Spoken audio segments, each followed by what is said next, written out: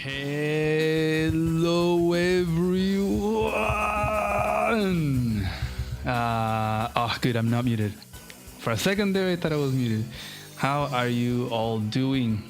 Welcome to all 9 viewers right now. Let's go. Valde, Disc, Brazilian guy. Let's go.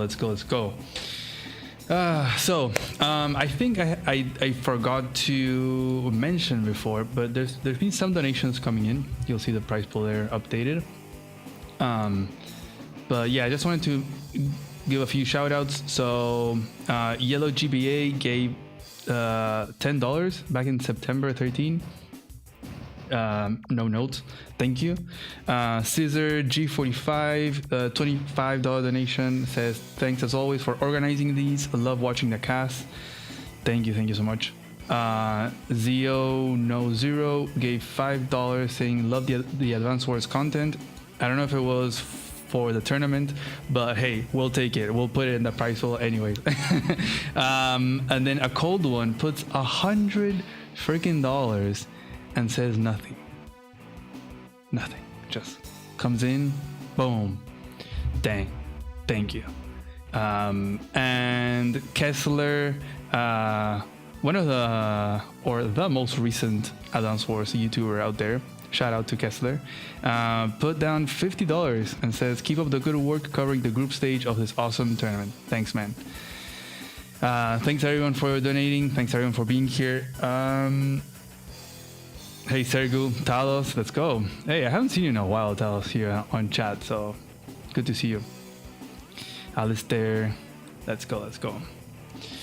Yeah, I think DJ is also streaming with Sidewinder.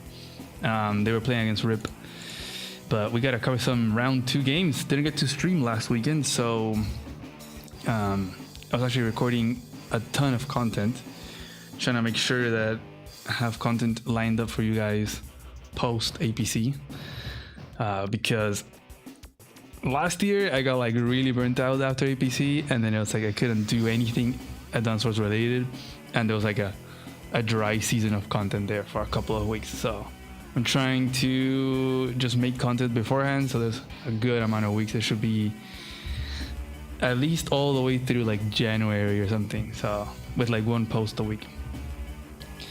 And you're gonna be seeing these few weeks all up until the end of APC2, just like reposts of videos from the qualifiers, because I know there's a lot of people that don't watch the streams, or like don't watch the VOD, and so some like to just watch shorter videos, so I'll just put like kind of the highlights of the matches that we already highlighted on the stream. So it's the highlights of the highlights. Yeah, so that is what it's going to be happening. Also to kind of promote the tournament, hopefully we get more and more viewers for the main event. Really want to get those numbers up. Let's go. Last year was crazy. It was like, I think like 200 viewers for the finals, which was insane. Hopefully we can do the same or more. But anyways, I think that's all for the introductions, and we can move on to covering some games. Let me know how the audio is sounding. I did some big adjustments of the mic, so hopefully my voice sounds a bit better. Took out some of the noise suppression and some other effects and whatever, so hopefully it sounds a bit better than usual. The only thing that got me curious is you did that last year too, but ended up removing the vids. Why did you choose to do it this year then? So what I'm talking about is the qualifier matches, like that we cover on stream, and then I repost some of them as their own videos. I did that also last year, and they're still there. But the main event, no, like the main event, I feel like the main event people do go and watch the VODs. It's like different than these streams with the qualifiers. And so when I had reposted the ones from last year, it kind of like, it felt a little bit pointless, because you have the VOD and then you also have the repost. So it felt like a little bit weird to have both of them. So I just decided to just get rid of the repost of the main event and just still have the VOD there, so people can rewatch it, and just cutting out like certain breaks or intros or to play that. So that is probably what I'll do this time again. So just reposting certain qualifier matches that were a lot of fun to kind of promote the tournament for those people that just kind of watch singular videos. So you agree with my decision? Yeah, I'm always curious as to what you guys think about that. It's definitely a learning experience to do all of this, for sure. Can I have to take decisions and it's like, is this the right decision or not? Anyways, let's not get too philosophical and let's watch some freaking Advance Wars. So we are past round 1, right? So now we're moving on to round 2 of the qualifiers. So we went from 56 players to 28. So half of the players are out. We have 28 players left in round 2. So I wanted to cover. Yeah, I'll just set it up. I'll just shut up and cover a game.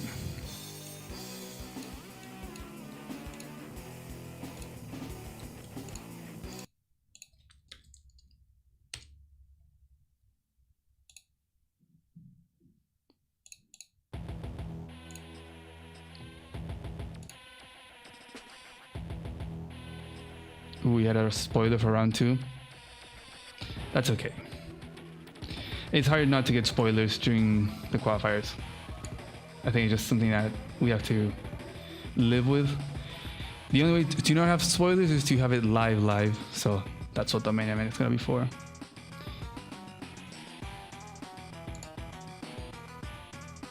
Oh dang.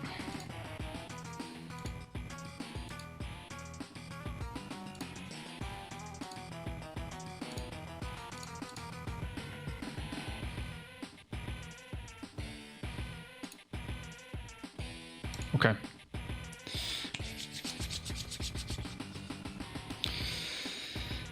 Man, this map is just crazy. Okay, I want to cover as many matches as I can today. I won't be able to stream tomorrow, and then actually tomorrow is the last day for players to play this round 2. So there's already some players that have moved on to round 3. I'm not gonna spoil it yet. Maybe we can take a look later, but yeah. Anyways, okay, so we have here Hudge against Suomi. So this is round 2. Not sure what number game this is. I believe this is their first game. No, it's not. Okay, never mind. I'll just guess again. But yeah, this is round 2, Hudge and Suomi. I think I'm gonna change. I'll just change that direction like that. That's good. So we have Hudge down here in the bottom with the, what is it called? Purple, pink Cosmos. These like Star Wars dudes, I think. And then we have Suomi up here at the top with the dinos, the Silver Claw. Kind of cool to see all these new redesigns. Both going with Adder. Okay, no Grim picks, no Sonja picks. Oh, I just realized these guns, they're kind of like, have a little thingy there. Looks like kind of galactic or something. But this map, it is easily the craziest map of the map pool. We have the contested base and the freaking silo. The only map that has a silo in this tournament. And you guys know, for those that know, we never see silos, okay? Yeah, the silos are like moved. It's a visual bug that it's really annoying. I already brought it up to the devs, but I don't know if it'll ever get fixed. So it's just a thing in the replay, I think. Yeah, it's just in the replay it does that. So okay, let's see. His infantry went to go capture, so it's not gonna be in range of this. The favorite here should be Suomi. I believe Suomi is one of the top seeds in this bracket, and Hudge is like second seed. Suomi definitely very unknown player, I'd say. Got a tank here from Hudge on the left, And Suomi decided to make his tank over here on the right instead of over here to respond to this tank. I believe Suomi means Finland. Could be wrong. But I know there's a team, there's a Finnish team in Age of Empires 2 that they call themselves Suomi. It's either Finland or another Scandinavian country. Finnish, the language. Oh, it means the language. Okay.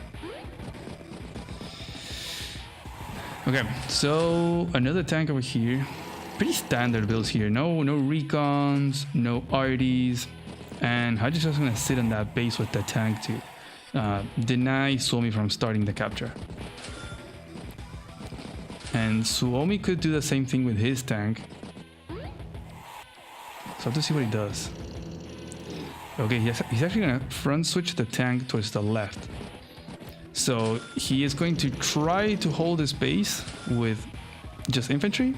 He's gonna have more infantry than Hajj, but there's gonna be a tank. And he's gonna make his third vehicle over here on the left. So Suomi's going all in on the left while Hajj is seemingly balancing his forces on, you know, the left and the right. Also, Hajj is gonna be one turn quicker to that missile silo. So next turn, gotta be careful, Suomi, how you position stuff. And okay, Hajj going for this tank attack over here. You have the tank chain here, so you can't attack there, and this tank is not gonna be able to reach. But he attacks there because he's gonna wanna go and capture there, and then block the tank from attacking over here. So this guy at 6 HP is gonna have to interrupt this. But then you have the arty. So yeah, not looking good there for Hajj. Really going all in against a player that has all these vehicles is gonna be a big problem. He can get shot here from the city. Arty can come over here and lock this down. The thing is, it might work because he has a silo coming. So if Suomi does bring the tank and the arty and everything, then that silo is gonna land right there. So he might be baiting him into that. But at the same time, Suomi also has his own silo. So I have to see. He's gonna go for the interrupt here. This tank did not front switch towards the left, so he's gonna still send it over here, and he went for the double tank with the 14k build. Doesn't get the roll there to KO. I wonder how much that matters really. But oof, 9-3, that's because of the chip from the infantry. And even goes for another hit over here to really injure the troops, even in range of this tank, but also out of range of the silo that is gonna wanna hit over here. Wow, and tank already, I guess because of the repairs, he couldn't make double tank. So Hajj, are we gonna use the silo? Goes for the hit there. Takes it out, probably joint cap. Okay, there goes the silo. And it lands on the arty and the tank and the infantry. He's gonna, oh, okay, he's gonna go for the attack instead of the recapture. And doesn't even make the other tank over here, he just makes it over here on the right side. Huh, okay. So this should be... Yeah, I mean the 7 HP, if it weren't for the silo, he has to use the silo. Because yeah, that's not gonna be enough, it's gonna get at 2. And so Hajj is gonna be able to get that base. Oh wait, the other tank. Dang, okay. I didn't see that. I'm definitely blind. Okay, so base is stopped. He doesn't have to use a silo then. He can just wait it out. So actually sits on the silo. I don't know why. I think it's better to just sit on the forest, but maybe he's trying to save time for later. Or just not forget that he has to use a silo. But wow, this is a really good position for Suomi then. The silo from Hajj didn't really get him the base, and now Suomi has his, so they're pretty much even across the board. I'd even say that Suomi is threatening to keep this neutral, so less in favor of Hajj. And he doesn't even have the silo, so it's all in Suomi's favor right now. Gonna start that out with a 4 HP infantry, okay. But yeah, all these tanks invested on the right side for Hajj means that he really couldn't double down over here. Perhaps a mistake there on the vehicle investment. Here comes a copter, we got the copter response as well. And now he's front switching some of these vehicles over to the left. Also, this guy moved away from the threat over here.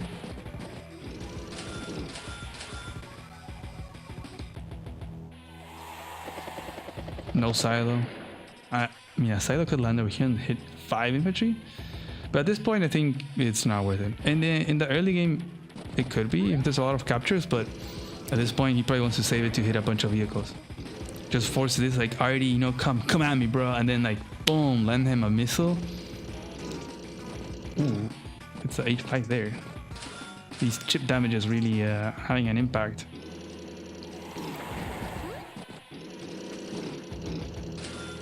Get the arty log there. Is he gonna? He's gonna go for a 2 KO. He's not. He's bunching up everything. This could be a good silo place right there. Boom, boom. Hits these 3 infantry and the tank and the copter.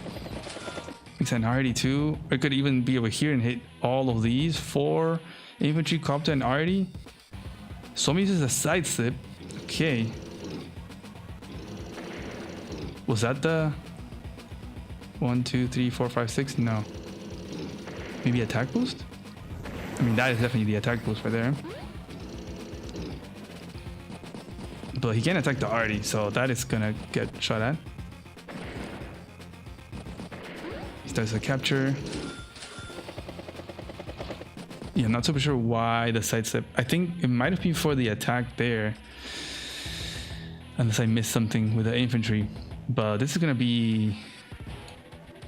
There's no defense against the copter, so this can be like copter attacks, tank attacks, already shoots here, so not gonna look good here for Suomi, perhaps getting a bit impatient.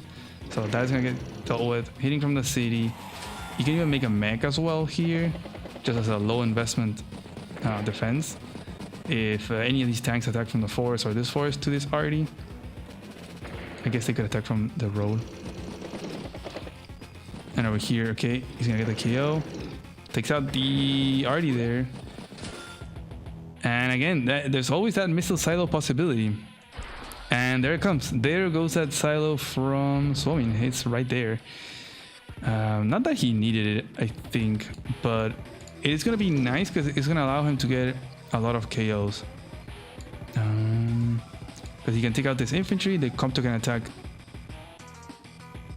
Well, maybe if you take out this and then Ante could attack the copter somehow. Not sure. There goes a side step. Okay. Ooh, doesn't get the kill there. Okay, he gets it that way. And maybe. Oh, okay, okay. Okay. That's pretty good. Yeah.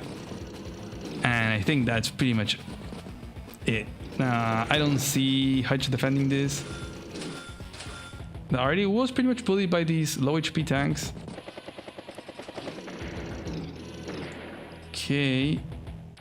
This anti-air has side sip on. He's not gonna get it again. So that copter is safe. He cannot dislodge this. Okay. So they're both gonna get these bases, I think. Suomi's gonna get this and Hutch is gonna get this now. There's a lot of vehicles for Hutch here. And there's a really good composition here from Suomi. He only has 2 infantry though, so we'll have to see if Hutch can... I mean, if he wants to do some weird stuff, but wow, Suomi just gonna plop all of these in front of the base to really deny Hutch from stopping it. Because if he would have put like... Or if he would just leave it and put the arty behind, for example, to protect, Hutch is going to go and interrupt that, even if it means like sacrificing the units. But in this case, there's no way. So Hutch can still go and attack the anti-air or attack the arty, and there will be a response maybe from this tank, but there's nothing that can stop the base cap. Here comes a side sip. Oh wow! Don't tell me this. No way. What? That is crazy. I have... What? The worst thing is that I watched this match before I streamed. I kind of like glazed over it and I did not see that. Wow, that is insane. Wow. Props to Hutch for seeing that breakthrough right there. That is very insane. Okay, no side set for Suomi, so Mech is not gonna get a juicy tank shot there. Arty's not gonna get too much value. Okay, shoots at the infantry. Arty's getting shot at. I mean, yeah. Tank is gonna get a shot there. Will Hudge still shoot at that infantry and delay for another turn? Most likely, no? At this point. But Hudge is behind on the base capture over here, and Suomi has the trifecta of the vehicle composition, the anti-tank copter, so he can deal with anything. But Hudge has the arty. He has more tanks and more copters. And he's just prepping. Hudge is like building up army to go for that base cap right there. Suomi finally gets that base. He did not get another shot with that arty to delay an additional turn. He decided to save it, perhaps heal it, and deter perhaps an arty lock of some sort, or the mag. Down goes the anti-air. No copters, but there can be. So losing an anti-air, I think, is pretty brutal. What did it do last turn? Oh, we had to take out a copter. Yeah, because the problem now is that you have to make another anti-air, and this base is now already forced to do a lot, right? I have to make infantry, I have to make tanks, I have to make mechs to defend from the incoming arty, but I also have to make anti-airs. Like, you just can't. So on the other hand, over here is looking much better for Suomi. He's sending all the copters to this side instead. He's keeping this anti-air away from the tanks. So they're building up a massive army here. Suomi really trying to deny Hudge from getting this base, really. That's all it is, because he already has this, so he can just wait it out, keep piling up, let this keep putting pressure, and just bleed Hudge out, and he'll just win. But Hudge, desperation times require desperate measures, something of that sort.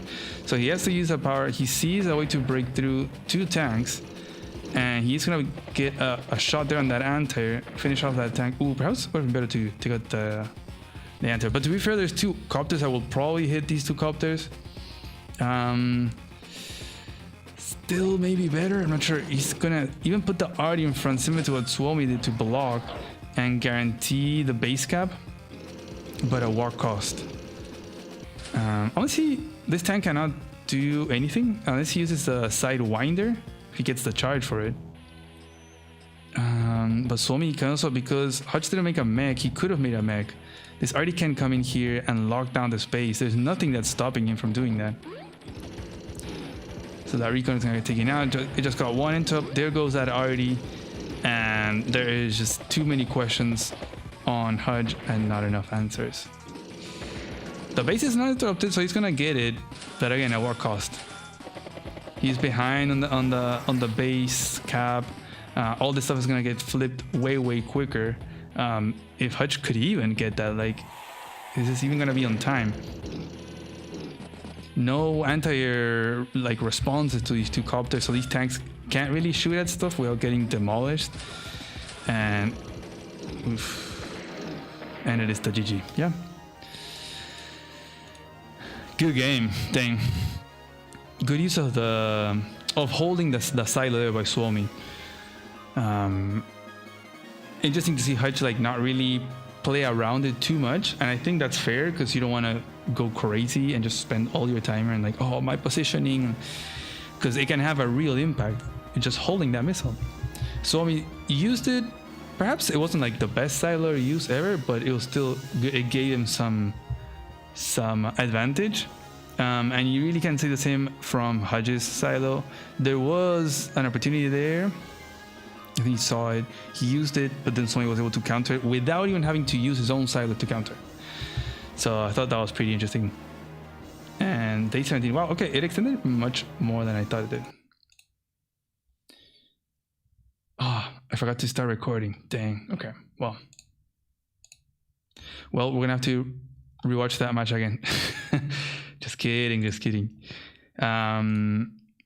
Yeah, this part, he uses the silo right here, no? Wait. It's so bugged. Look, the silo is not even on screen. So he moves like that. Okay. So he uses the silo here because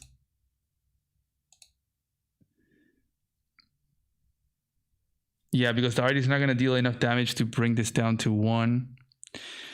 But he has a silo. So it's a line where it forced Suomi to use the silo. But the worst thing is that I hadn't seen this tank can come in and take it out again. So yeah, perhaps Hutch also didn't realize that this tank could reach.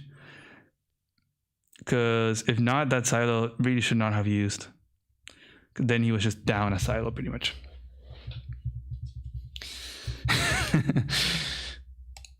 maybe, yeah. The silo getting shifted. It's now on the C tile. How do you get there? Anyways, GG's. Let's pull up another game.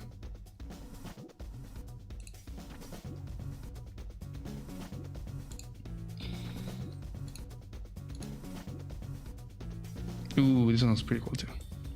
Let's watch this one.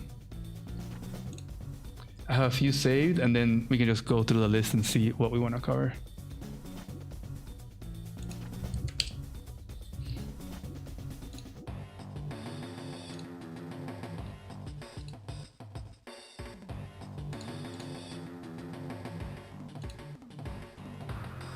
Okay. I think there's a...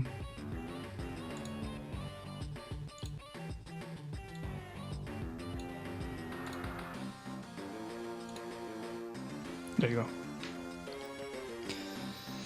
Oh yeah, the roll. Wait, yeah.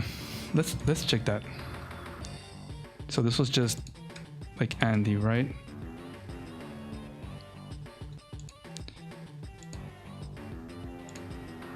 The enter was on a plains, if I'm not wrong.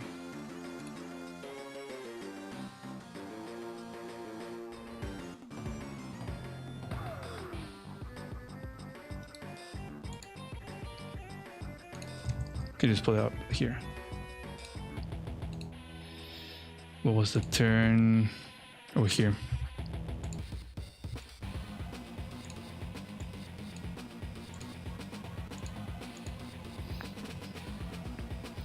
So 4 or 10, okay. Then tank comes in. It's on a shoal, so that's important. It does, wow, okay, it does more than I thought. 78 to 87. So I think he actually doesn't get the high roll here because it leaves it at 2, right? Yeah.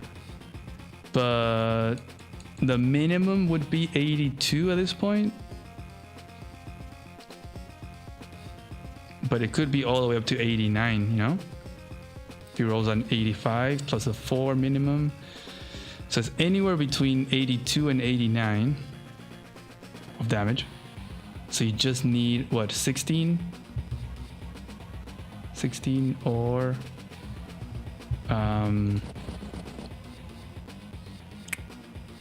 16 or 11. And then this guy comes in and does 6 to 15. Okay, so it was a roll,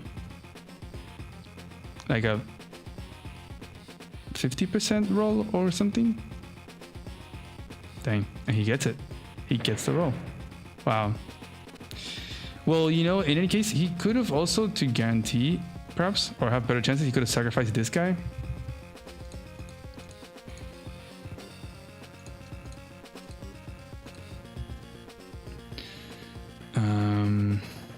Put it on a road. Yeah. Even if it goes down to 9, it'll still get taken out. So he could have come for that to guarantee. Oh, but no, but he actually needs the guy to get the interrupt, so never mind. Okay. Dang.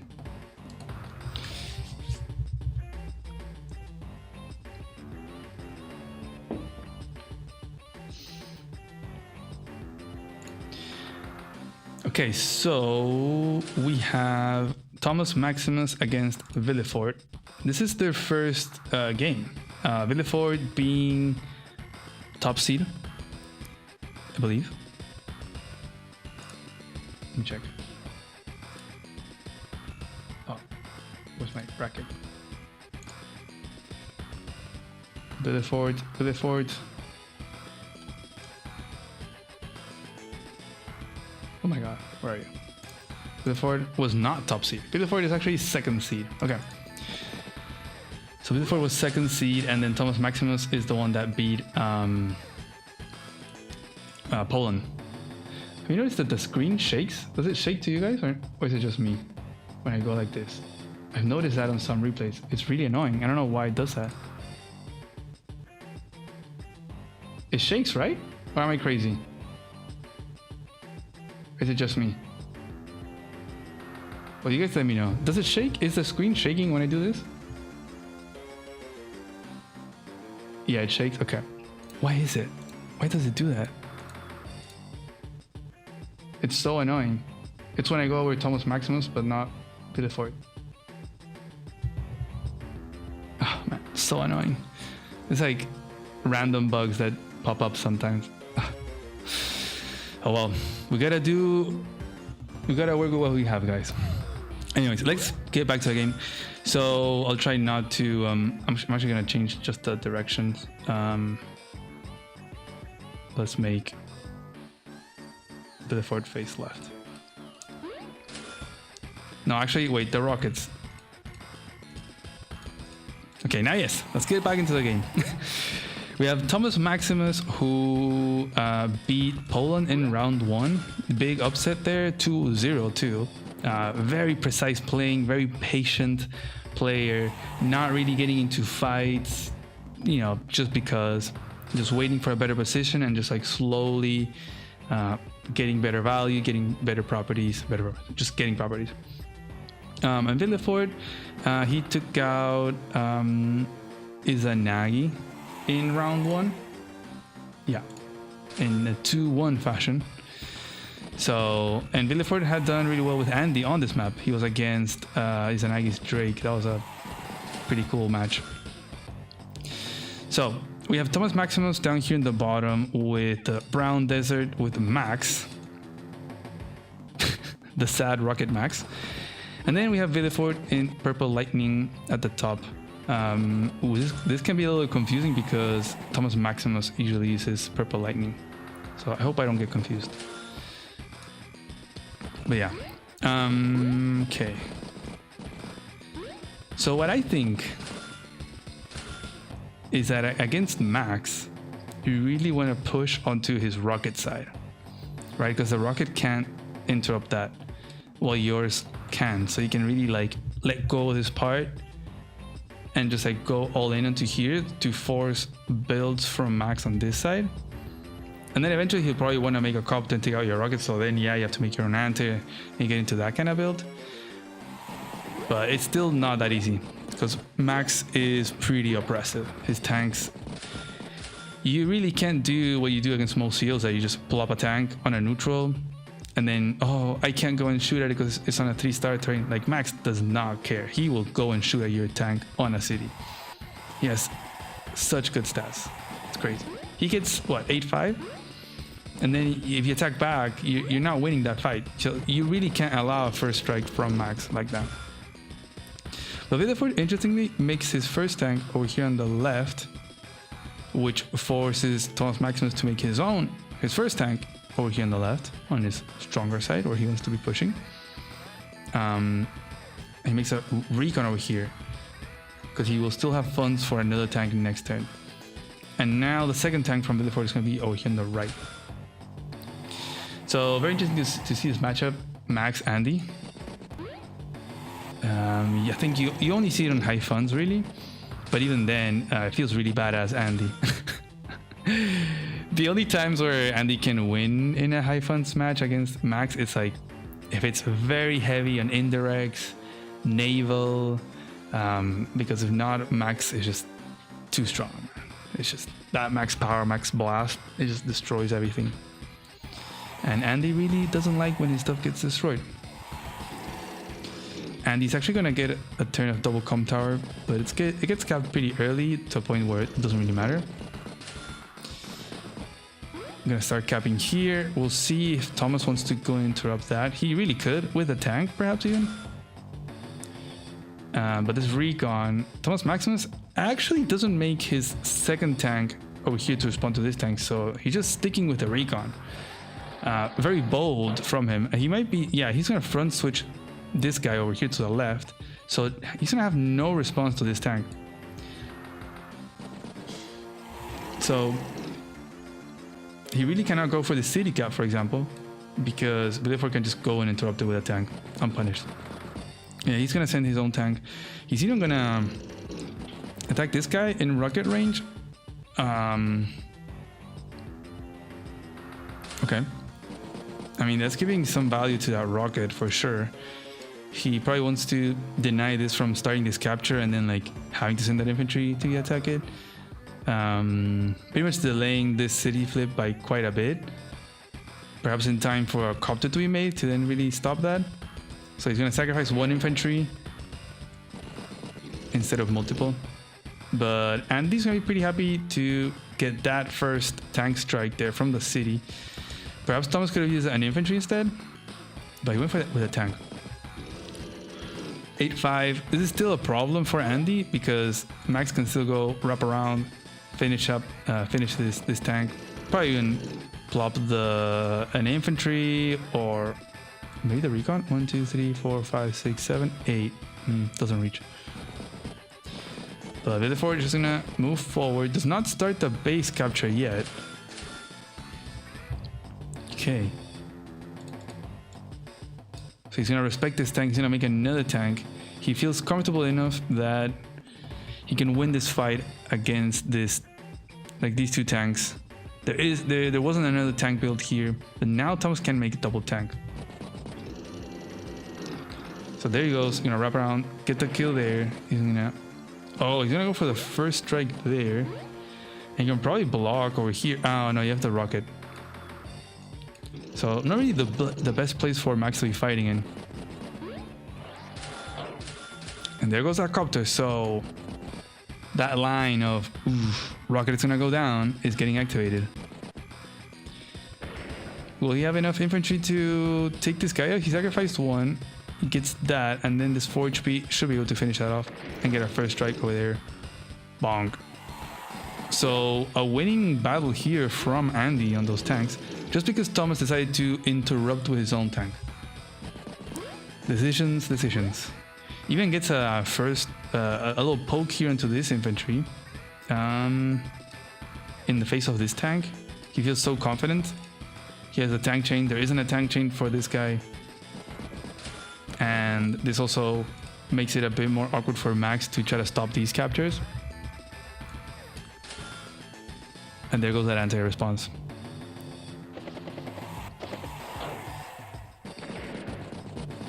These infantry are all gonna get picked off.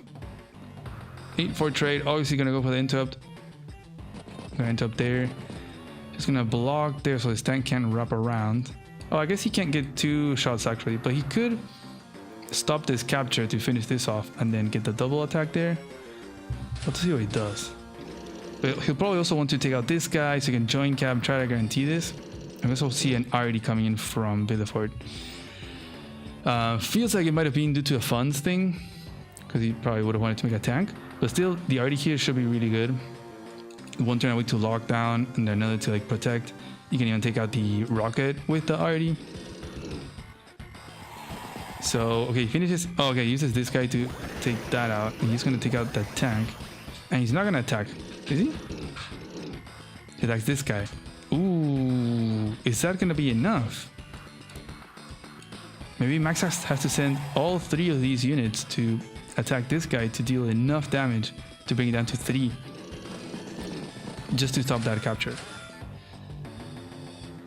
The copter is not going to have the easiest time. Oh, he could actually use max force, take this out, and get a hit there on the rocket.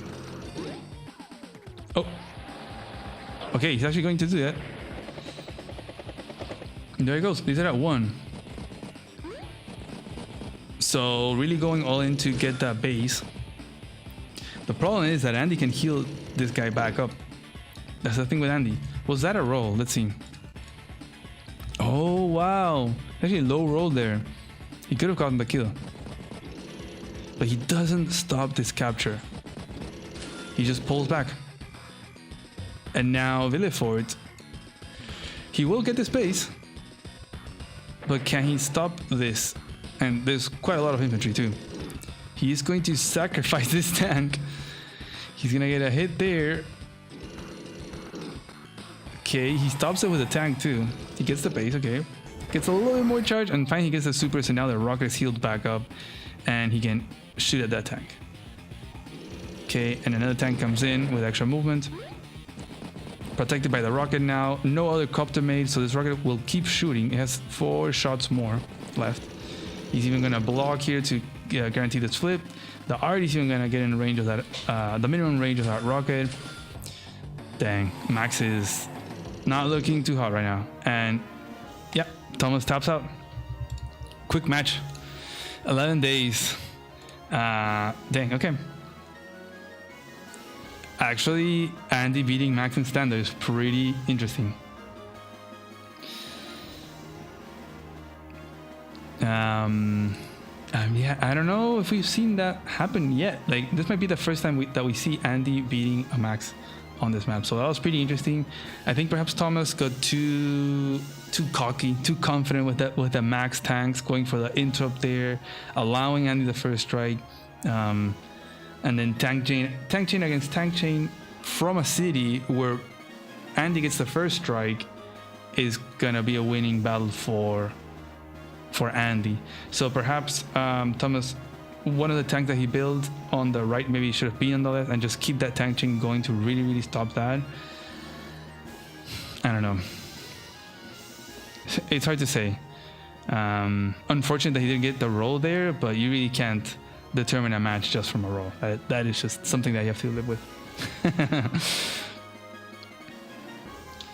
Yeah, I guess if he would have taken out the rocket, then it would have made the Andy super not really convenient to use. He would still interrupt this, but then yeah, it'd probably be a losing fight here for Andy, to be honest. So that roll did kind of save Andy, I guess. On the other hand, this was going down as well. He allowed the base cap. So I don't know. I think Andy was doing pretty well regardless of the roll. He just had to stop these 3 infantry from getting the base. And he already had this, so he was going to get some flips, take out the rocket. So he was going to have a lot of income eventually.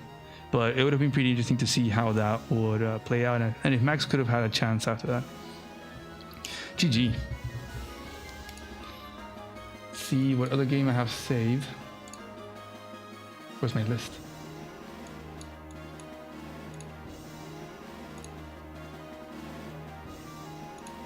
Ooh.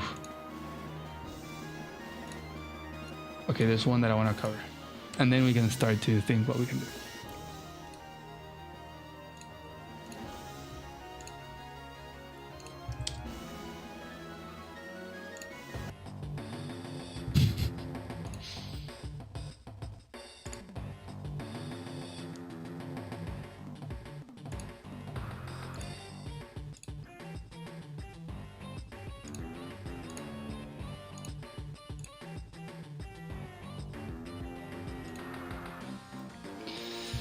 Ooh, guys, this match was pretty crazy. Are you ready?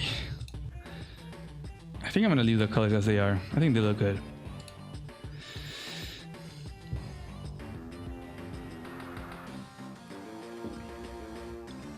Oh, you think it's a bug with the add-on, the maximize circle? I should probably let Trunet know. I wonder if I'm the only one. I tend to have bugs that are only related to me. I don't know, like especially with a music player. But yeah, maybe I should message Trunet.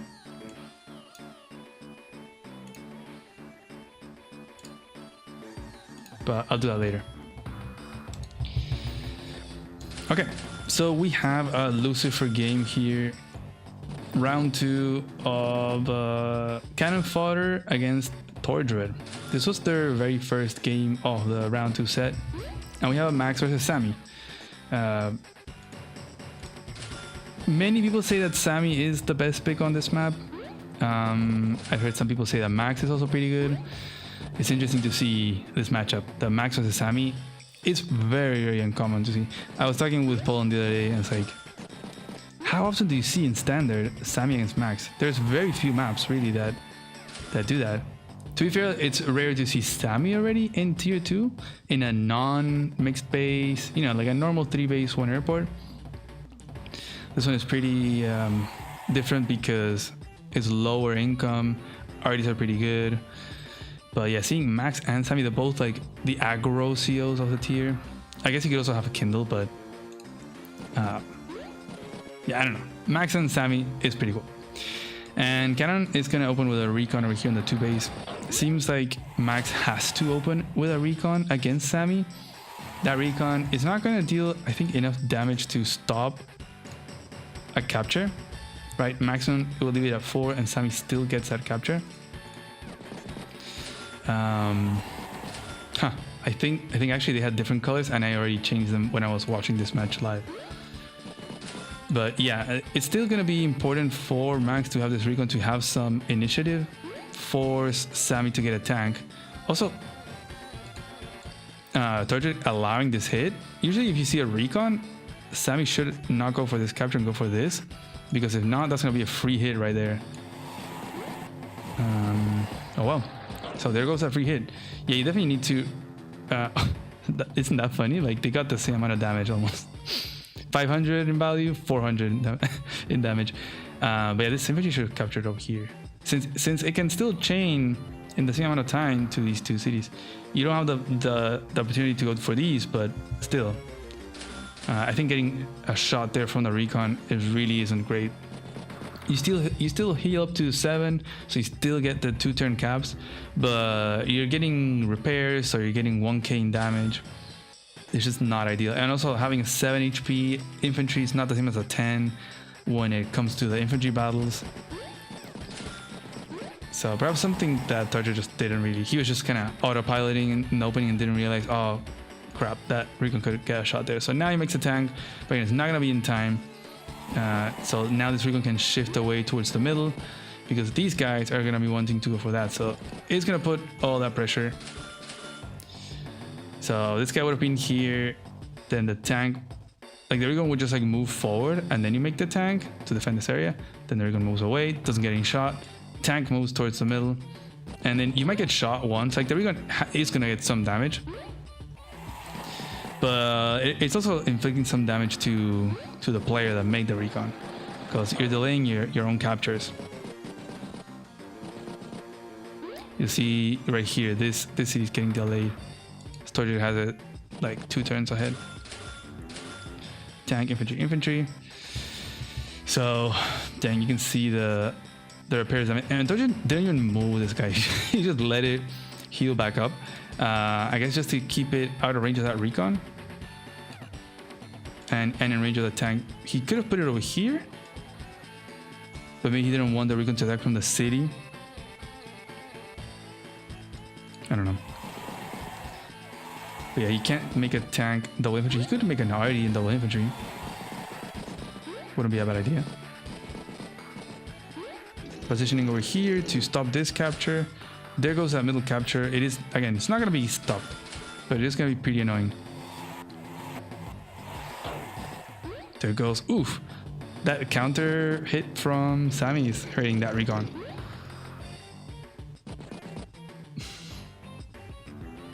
Oh, okay, so you had a shake also? Okay. So it's not just my computer. Yeah, I don't know what it is. I haven't seen it. Like, it's just something that I noticed in the past, in the stream from 2 weekends ago. So it must be something new. Perhaps some of the army redesigns, or I don't know. Okay, still keeping infantry in range of that city to stop it. No vehicles for Max. It's just been recon and now double tank. And there goes that RD. He's gonna get this city for sure. I'm trying to think what seal I would go on this map if I was playing live. And I think I liked Sammy a lot. But in live, I feel like Max should be a bit easier to pilot. There's definitely like Olaf picks as well as an easier, just play the map normally. You get beat up a little bit, boom, you hit him with the snow. It's just a little bit easier to play, I think. Sammy, it can be really good, but it's a bit tougher. Like, you have to be very precise the use of the infantry, the arty especially. You really want to make a really good positioning of it. Really don't want to let them break through and attack your arty. You have to use mechs as well, because these tank on tanks against max is just ridiculous. Like, you really cannot go and attack this guy from up planes right now. It is so bad. Like, it's ridiculous. If you low roll a 7, then you can have a 7-6 or 7-5. It's so bad. So Sammy really has to rely on having that tank chain, having mechs, having arties. Pretty tough. Like, for example, Cannon could go for a hit here on the arty. This is not the best positioning by Cannon. Yes, he got the hit there. He's like logging down that city. But if I'm Cannon, I would definitely use this recon to get a hit there. It does like 4 damage maybe, but still worth it. So let's see if he does that. Yeah, there you go. Boom. So now that arty is not that scary anymore. So second mistake there by Tordred, allowing this recon getting so much damage. Now it will go down to that tank, but the pink army is gonna definitely be very happy with that recon. It didn't even go down. Okay, I mean, now it's gonna go down. Damn, the hero recon there. Dang. Our recon is the champ. The real leader of the White Nova army. Dang. Now this is some good positioning. Now yes. Not really locking down that city. 1, 2, 4, 5. Okay, it just couldn't reach. But it is just really protecting all of this stuff. City-wise, they are pretty much even. Yeah, they have the same cities. These two and these two are neutral. 15k, 14k. I guess this is the only difference. Cannon is really late on that airport capture. I'm not sure what happened there. That's also the really interesting thing about this map. The capture routes can be very varied. There really isn't one way of going for the captures. You can have different ways. Also depends on what you build, how you respond. So it's very, very interesting.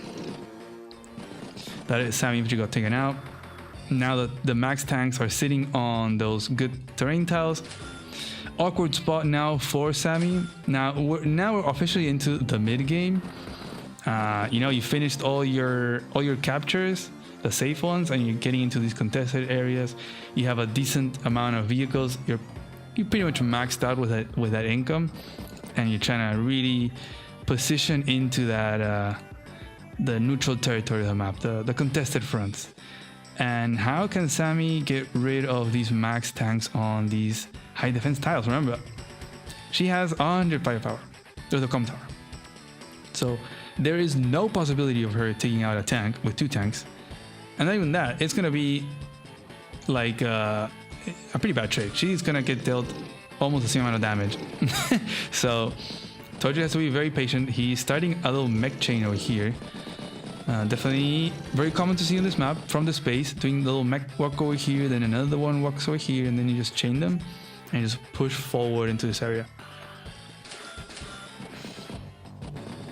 And Max doesn't have the possibility of... Wow, did Cannon base skip last turn? Was tank and recon? Wow. Max can't really rely on RDs to deal with mechs. He could make copters to deal with him, but the other thing he can do is make medium tanks. And Max medium tanks are really freaking strong, and Sammy's gonna have a hard time dealing with them. She's gonna have to rely on RDs, but as we saw, this RD is now at 6 HP. It's not at 10. That recon, its legacy, the recon's legacy is still passing on. It's made an effect. Look at all these tanks sitting on these cities. We're getting into one big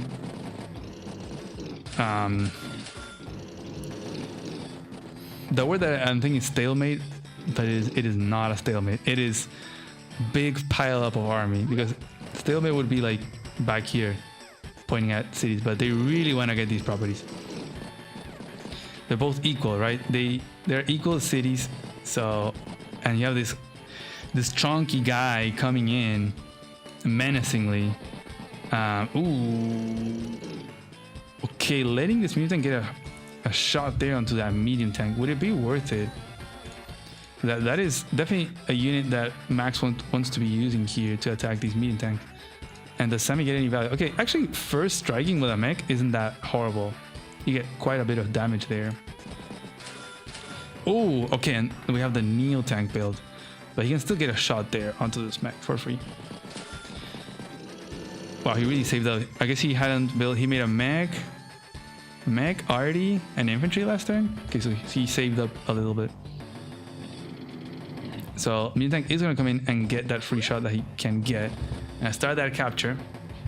And Torch is also going for this, which should not be stoppable. Cannon, however, is going in, goes for some first strikes. He's gonna sacrifice his recon for some charge, so he's definitely trying to go for a max power here. So many sacrifices. Okay, max power, and he's going to. Is that a roll? It is not. Wow. Max power can take out infantries on planes guaranteed. So that's going to allow a breakthrough there, and there to be able to finish off that 6 HP arty. I'm not sure about that though. I guess you do have 5 tanks in this area, and there's only 1 arty and 1 tank to respond. So not a lot that Torjid can do here. This tank is gonna go down due to the Neo or the arty or any of these mechs. Honestly, yeah, this tank is mega dead. And I get the copter build. So I'm gonna force Torjid to make an answer. And Torjid's gonna use a power, a double time. Is he gonna go for some mech shots onto this medium tank? You have all these white Nova infantry ready to join cap here. And not a whole lot of infantry from Sammy, so let's see what he does. He's gonna stop there, stop that cap. This is a mech to really finish it off. Wow. And wait, what? Oh, he's just standing in front of the tank and gets a arty shot there. Finishes it off. Joins there to have a full HP tank. So now he wants to make sure that Cannon cannot break through and hit the last arty from Torjid. This is the only thing saving Torjid's butt here in the middle, because if not, these tanks are just gonna go wild. At least until the Neo tank comes in, but he also has to be careful with a medium tank. A max medium tank can deal with a Sammy Neo tank. He goes for a double hit KO there, finishes off the recon. Okay. And anti-air build on this side, which is pretty strange. I think the reason is because it gets to the middle quicker. I guess it reaches the arty a bit quicker, but you can also make it over here. 2, 4, 5, 6, 2, 4, 6. I guess no. But the copter wouldn't reach. 2, 4, 6. Yeah, I think it's to get to the arty in time. But I might just see this. So medium tank doesn't want to shoot at this guy yet. It's on the 4, so it would be a 6-6, and then the Neo tank takes it out. Like, because it's like a Von Bolt Neo tank right now. But without the power, that should be pretty easy. I don't know, on the planes. I'm gonna start the capture here too. So, damn. All those infantry from Cannon. This is where he has the most amount of infantry. And he's not gonna keep fighting over here in the middle. He could have done like tank infantry, take this out, but just the way like this L of units is really only allowing 1 hit. So there was no breakthroughs over here. At least not without the power. And let's see if Torch is gonna stop this flip. He is, okay. Let's start that capture. So now he's front shifting everything towards here, and even puts the Torch is using the Neo tank to take out an infantry in the face of this medium tank. And the copter. What are you doing, Torjid? Dang. Getting really confident that the Neo tank will really withhold its own. But that seems like a pretty big blunder, because in comes the copter, boom, leaves it at 8, and then the medium tank is gonna leave it at 2 HP. And just like that, the neo tank has been neutralized with barely any damage to Max. So what seemed to be pretty scary, that neo tank, a really good answer to that medium tank, has now been neutralized, so the medium tank is now free to go and keep doing what it wants to do. Probably shoot at more mech. It's paid for itself, right? Taking out a neo tank like that is way more valuable than the medium tank. You're gonna start this capture. Looks like he's not gonna get that because he's got the RD lock here. So Tortured evacuating the middle a little bit. Happy that he gets these 2 cities, and just gonna go towards the right and the left. So lock this down and then try to get this and ensure that he gets that he maintains that income advantage. He's also gonna go in and take out those mechs. He's gonna be looking to get one of these, probably this one. Now that the neo tank is dead, why not, right? This copter is menacingly pointing at this RD2. Tojo has to pull back, make an anti-air, or else always it's gonna get destroyed. So I think Cannon can easily flip, like he'll get these 2 cities for sure. Like probably use the 10 HP here, the 9 HP over here. He would have to bring back this anti-air, but where can you put it without it getting shot by tanks? So not looking very good for Tortured. Just a small misstep like that can really turn around the match. But Tortured's gonna hold on and remain there and surround the RD just so this copter cannot hit it. This RD gets hit by the copter, it is game over. This is like the only answer that Tortured has against the superior tank numbers from Max. Not only the superior tanks, but the superior tank numbers and the medium tank. He's gonna pull back there. Is there a way to break through? Max Force. Will this medium tank take this out? Oh, it doesn't. Another Max Force. What does he see? Or is it just for firepower? Breakthrough doesn't get the kill there. Okay, he's gonna break through there. Okay, takes that out. Oh, whoa! You didn't go for the infantry hit? Oh, wow. Does the recon take it out? No. Ooh, I think big mistake by Cannon. I feel like this, he could have done what he did last time. Clear this infantry, and then the 5 HP attacks the RD, leaving it like pretty injured. But he's just gonna attack everything but the RD. Even puts the medium tank in range. Oh man. He even has the time. But he breaks through over there. He's gonna get a hit on that tank. He's just plopping all the tanks in range of these RDs. Okay. Here comes the victory march. We're at just 1 income property lead, but that is gonna get flipped next turn unless Torture stops it. Victory march, the 3 damage that mech already paid for itself. Another mech comes in, boom, leaves it at 2. No need to use that RD. These doesn't get any damage with his anti. RD is gonna finish off the 4 HP instead of the 10 HP, which is it's to allow this infantry to move in and flip that. So now Sammy's gonna have that property lead, and that might be the only one that he can get. He's gonna stop that, makes his own medium tank. Okay,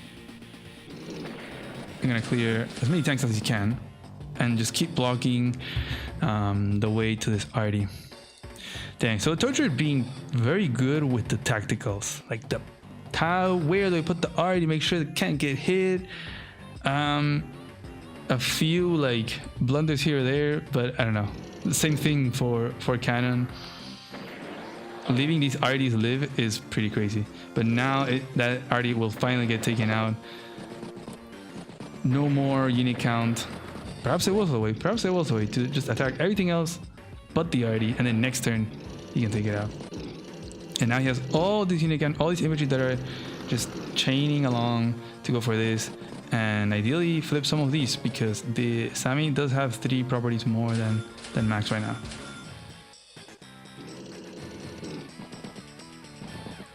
Oof, those mech shots. Bonk. Doesn't get the kill. Damn. All these 1 HP, you know that's because Sammy doesn't have that extra firepower. Although, to be fair, the medium tank has been dealt with just mechs. So, Torture pretty happy here, I think, that he has all 3 of these, plus this one. And he's still denying this. The cannon still is not going to have this property. He needs 1 more turn. And we'll see if Torture can get a shot there, but no anti build here from Torture. Don't ask me why. So this copter is gonna get another free shot somewhere, probably on this medium tank. Also, even here, like, what the heck?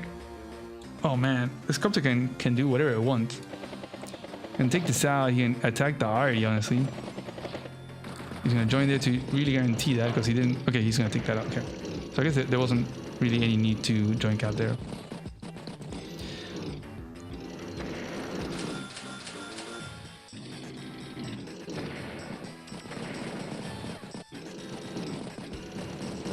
And now we're just shifting everything towards the middle, it seems like.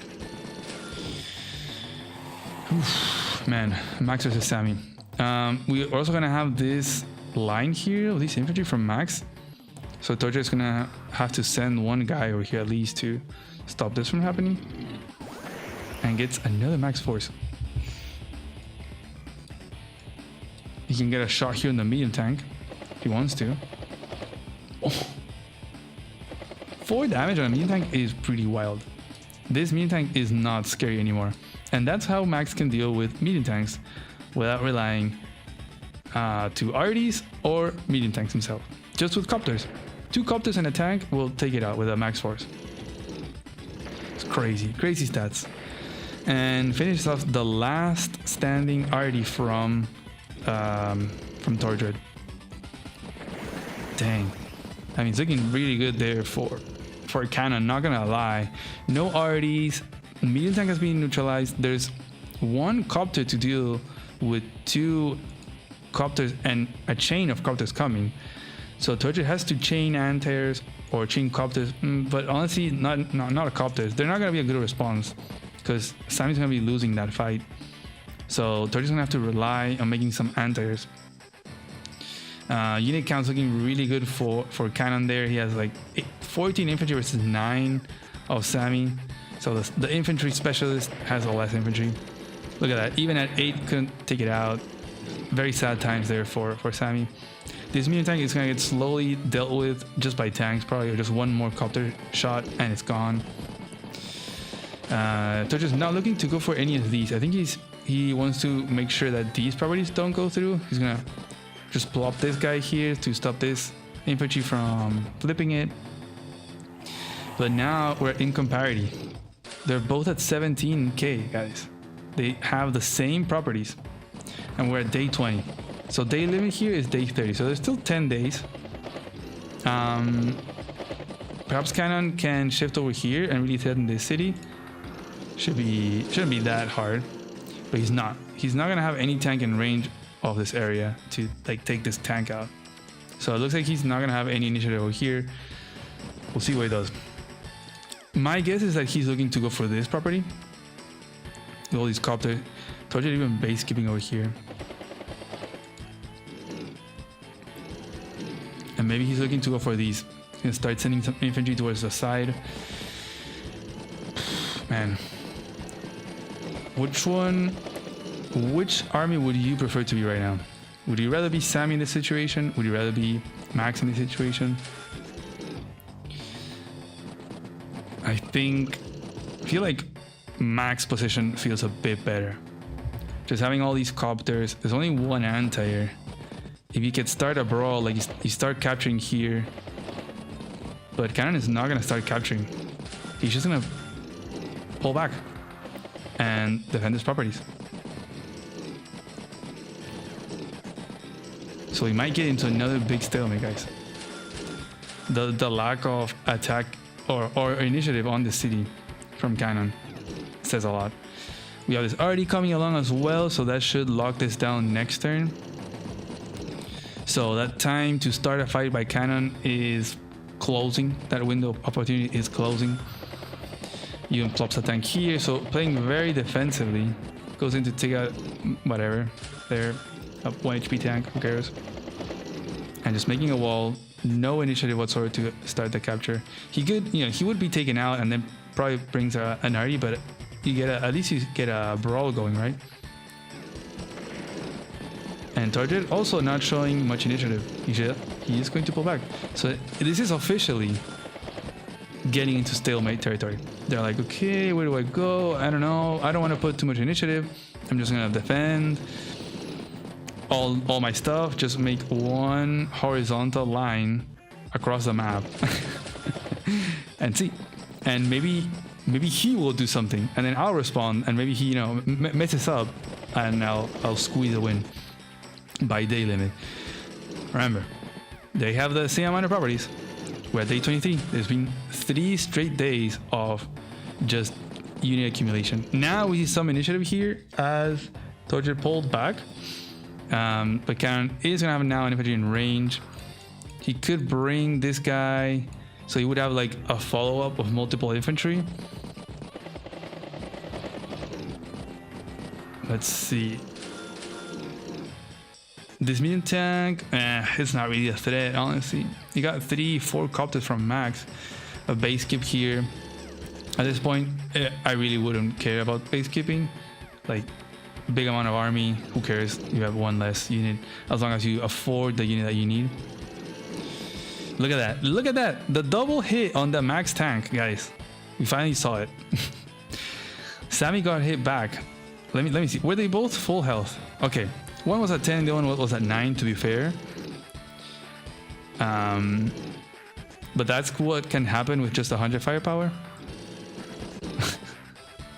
So I got dealt 5 in HP damage there back.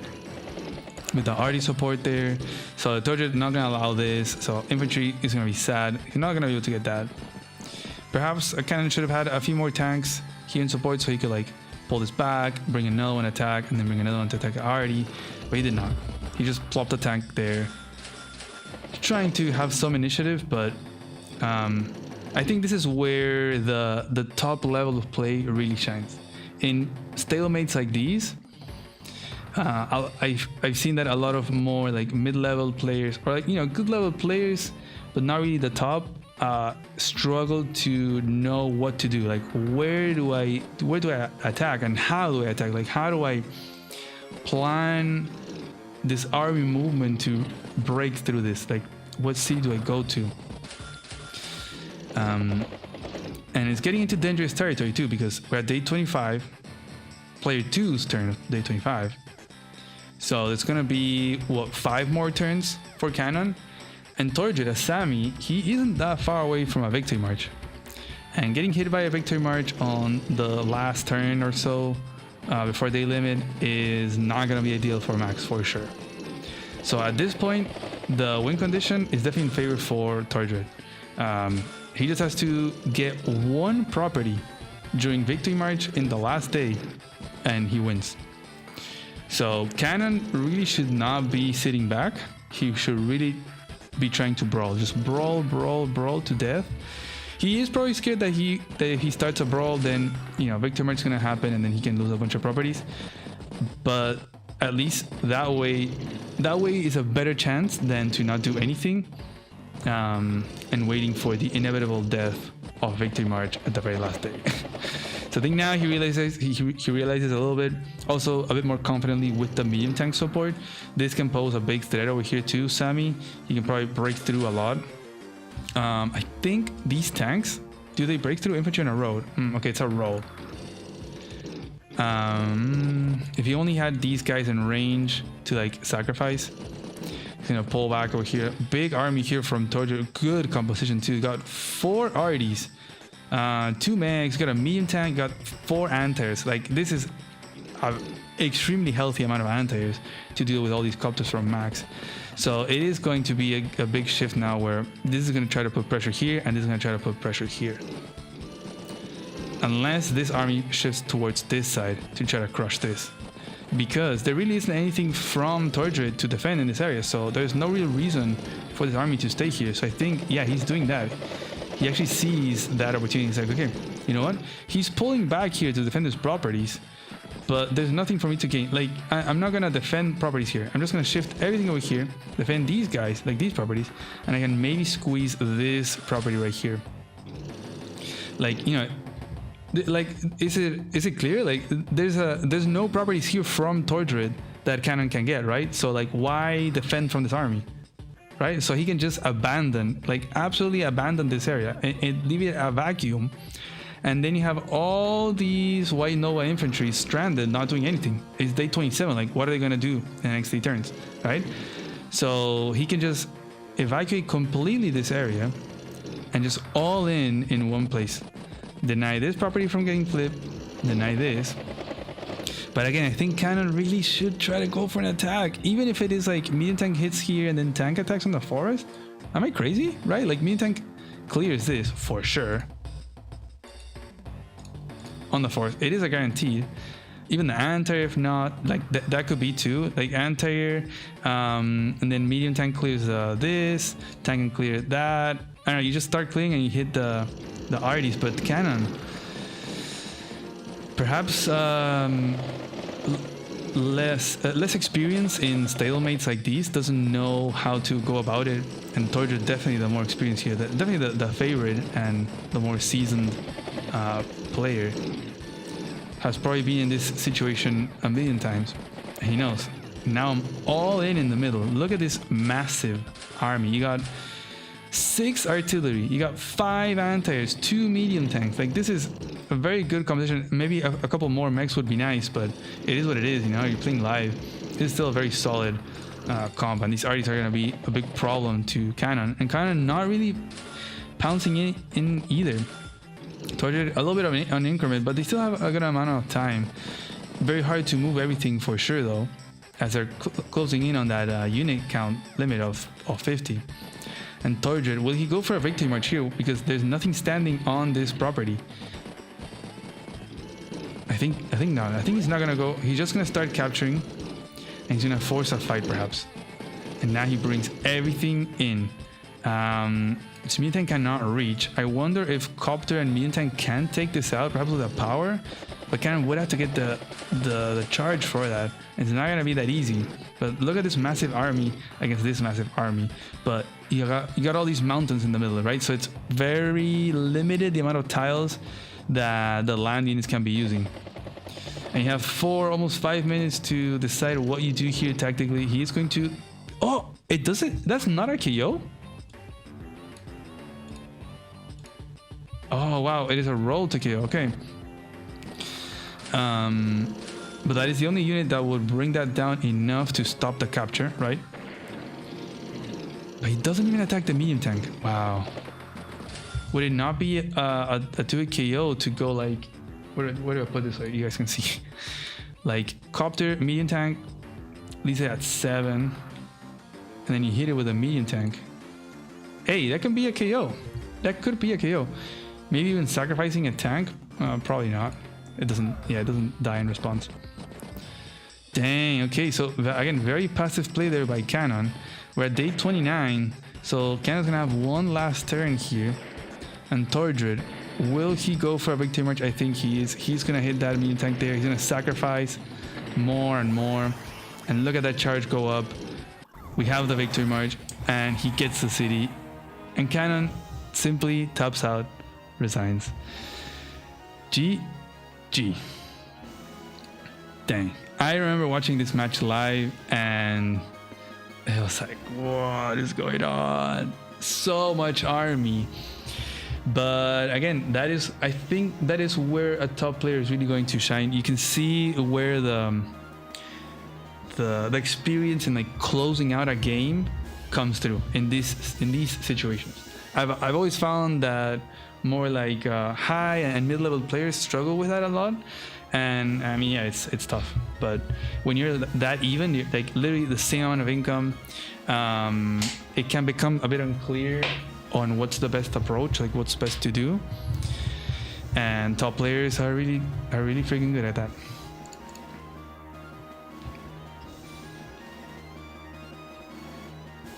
Hey, is that a flash?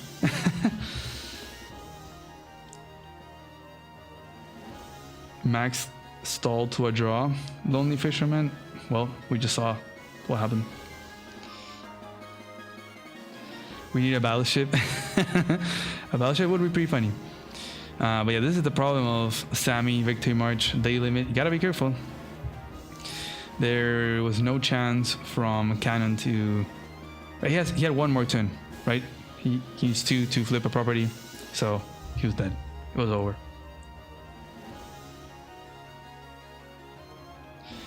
I think, let me go back.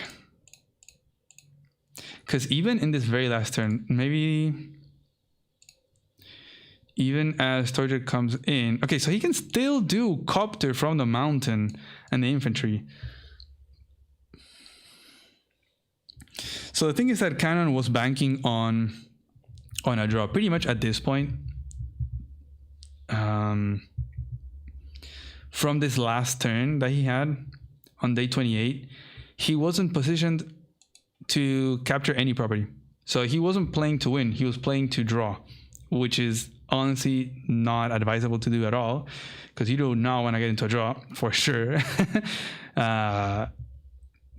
But yeah, especially here with the Victory March. But regardless of the Victory March from Sammy, I don't think it's a good idea to play for a draw. But I think there was plenty of opportunities for Cannon to put some pressure and do some brawling.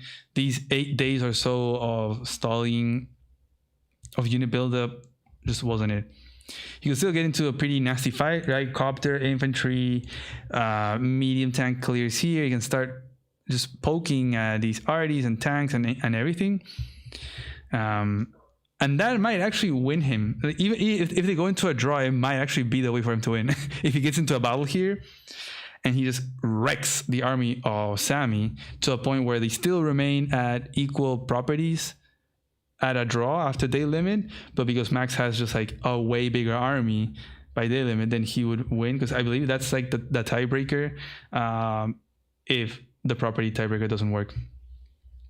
Yeah, you play day 30. Man, crazy. Just so many turns of no pressure. I think it was, yeah, after day 19, they attack here, and then Tortured attacks again, and then day 20 officially pulls back. Same thing by Tortured. So ever since from day 20, it was a lot of buildup. But I think the mistake here, I think Cannon should go for this property. He really should start capturing here. There isn't that much. Was he scared of his medium tank, perhaps? I'm not sure, but you do have a lot of follow-up infantry. You have 3 healthy copters. You have a good amount of tanks. But he decides to just kind of wall up here. And that sets up the game for the rest. Like, for the next 10 turns, all the way to day limit. Because if you can force a fight here, there's not that many infantry. It's actually less infantry from Sammy than from Max. And just brawling, I think we saw what Max can be doing. Sure, the double time can be scary, but there's no mechs. So, yeah. Anyways, GG.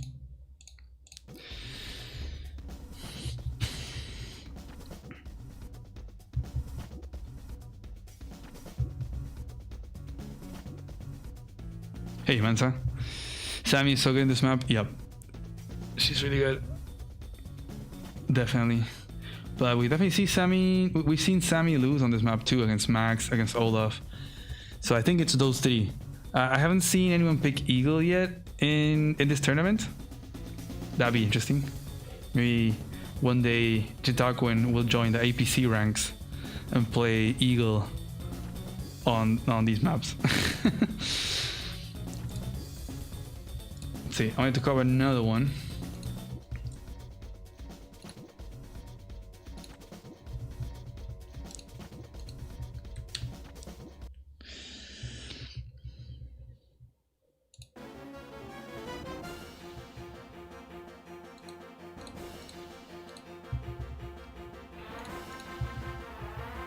Oof, big map. Big map, tiny chat. Okay, so we have this map. I'll change the colors. I'll do Muji, you're gonna be...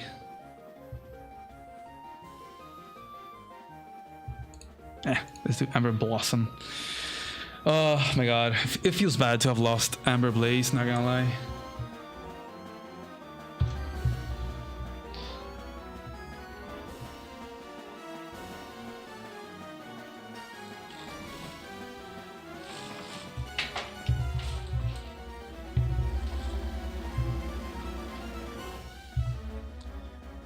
Is that too much?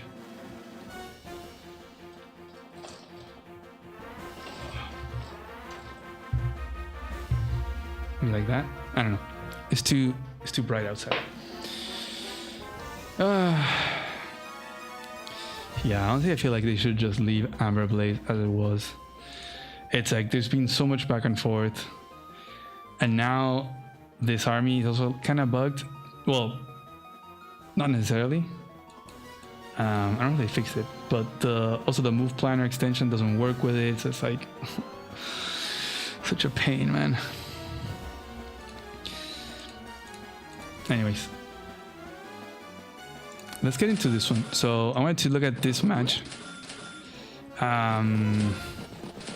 because we have a Javier pick, and I don't think I've covered a Javier pick on this map yet.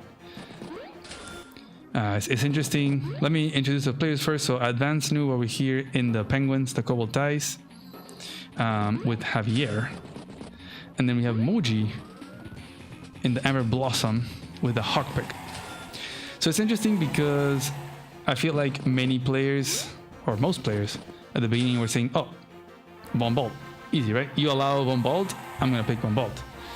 And that's fair. Von Bolt is very strong. But I think especially this map allows for a lot of other tier 1 picks. And so as a sort of counter to Von Bolt, a lot of people have been picking Hawk. So we've been seeing that matchup. That's been pretty interesting. You know, Hawk with global damage can be pretty nasty.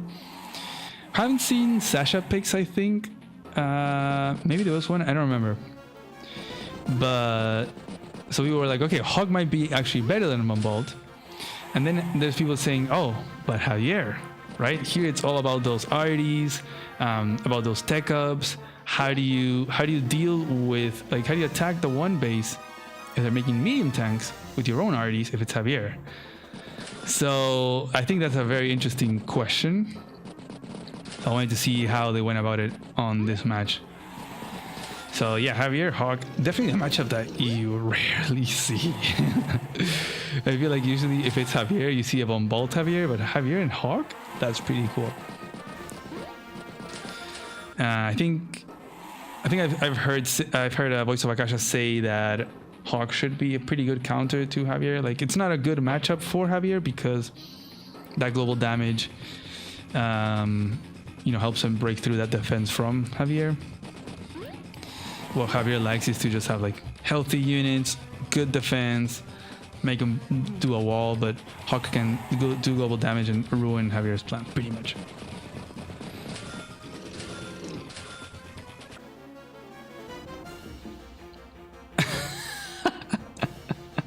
That's hilarious, Mace Windex.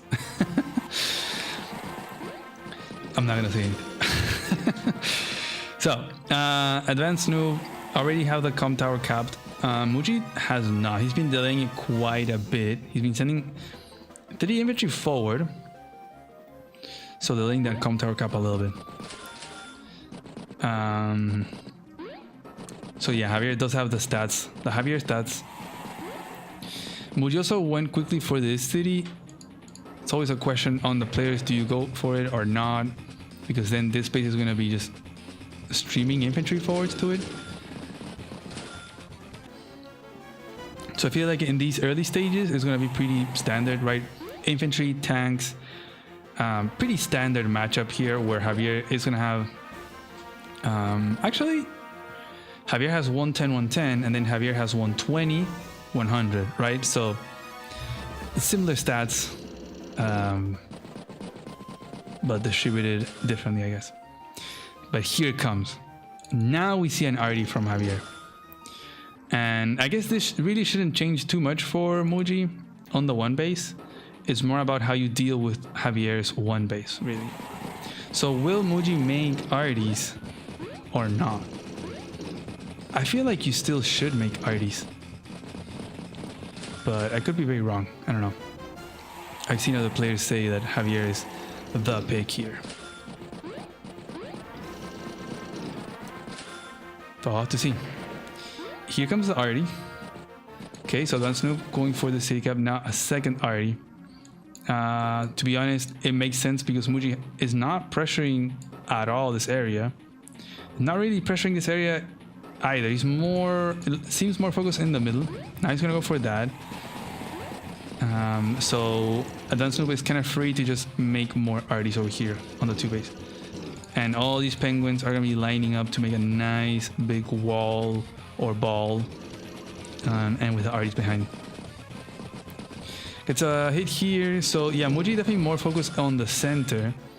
So perhaps he really doesn't want to incentivize Advanced Noob from making a medium tank. Like if he starts slamming tanks on infantry over here, it would force Advanced Noob from making a medium tank. He really doesn't, he wants to avoid that because then he would have to deal with it with his own medium tank, perhaps with copters. So it seems like he doesn't want to make arties. Advanced Noob, seeing this, is actually going to shift away from this and kind of respond to this middle attack. So he stops the cap, gets the shot there, gonna protect, and he's gonna interrupt here. Gonna start another cap. Ooh, doesn't take it out. Okay, uses the tank. So more tanks here from Advanced Noob. And get the copter here built as well.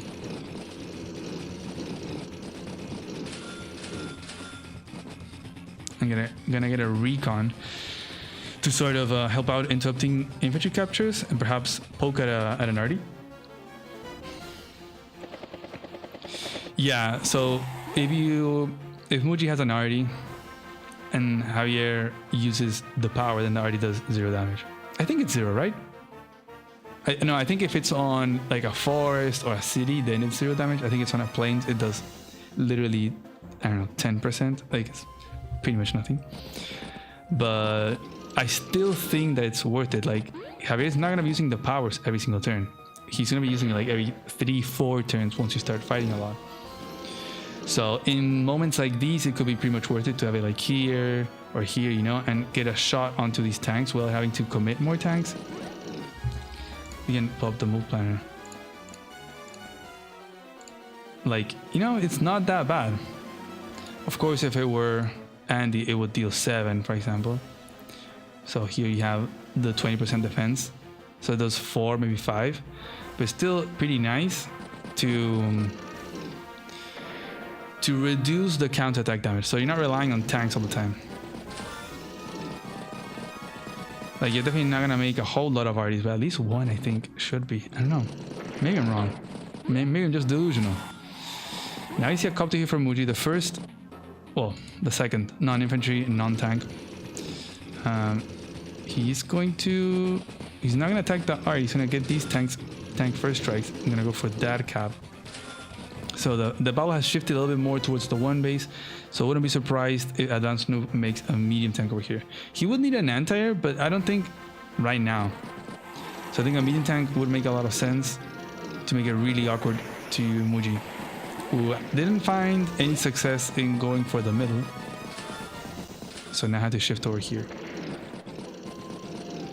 And just made a ball over here. He doesn't even make it, he just makes a tank. Makes a tank and uses the power. So now it's pretty awkward for these tanks to attack back. He could still attack from over here. And it shouldn't be horrible. Let's see. Okay, you leave it at 6. So it's at 6 and 7. Yeah, it's not what you would want. These tower shield turns by Javier, they're sort of a mini lightning strike, you know? You get a turn, or like a counter break, you get a turn where you don't get attacked back. Yeah, I guess a counter break is a good, because look at that. It is sort of like a counter break, but better, of course. Is it better? I don't know. That'd be an interesting comparison to do. What's the damage difference there? I think in certain situations, counter break is better, like copter on copter, you know?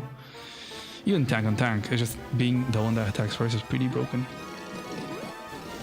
Now I have the pressure over here from Advanced Noob. No anti to deal with a copter, so this is a very solid wall. He could still break through here and then get an attack, but this image is probably going to plop there, yeah. So no way of attacking that already. It's looking very good for Advanced Noob. Muji not finding any holes to poke at, really. All the flip attempts getting interrupted. He gets the power now. Perhaps he sees a breakthrough. Okay.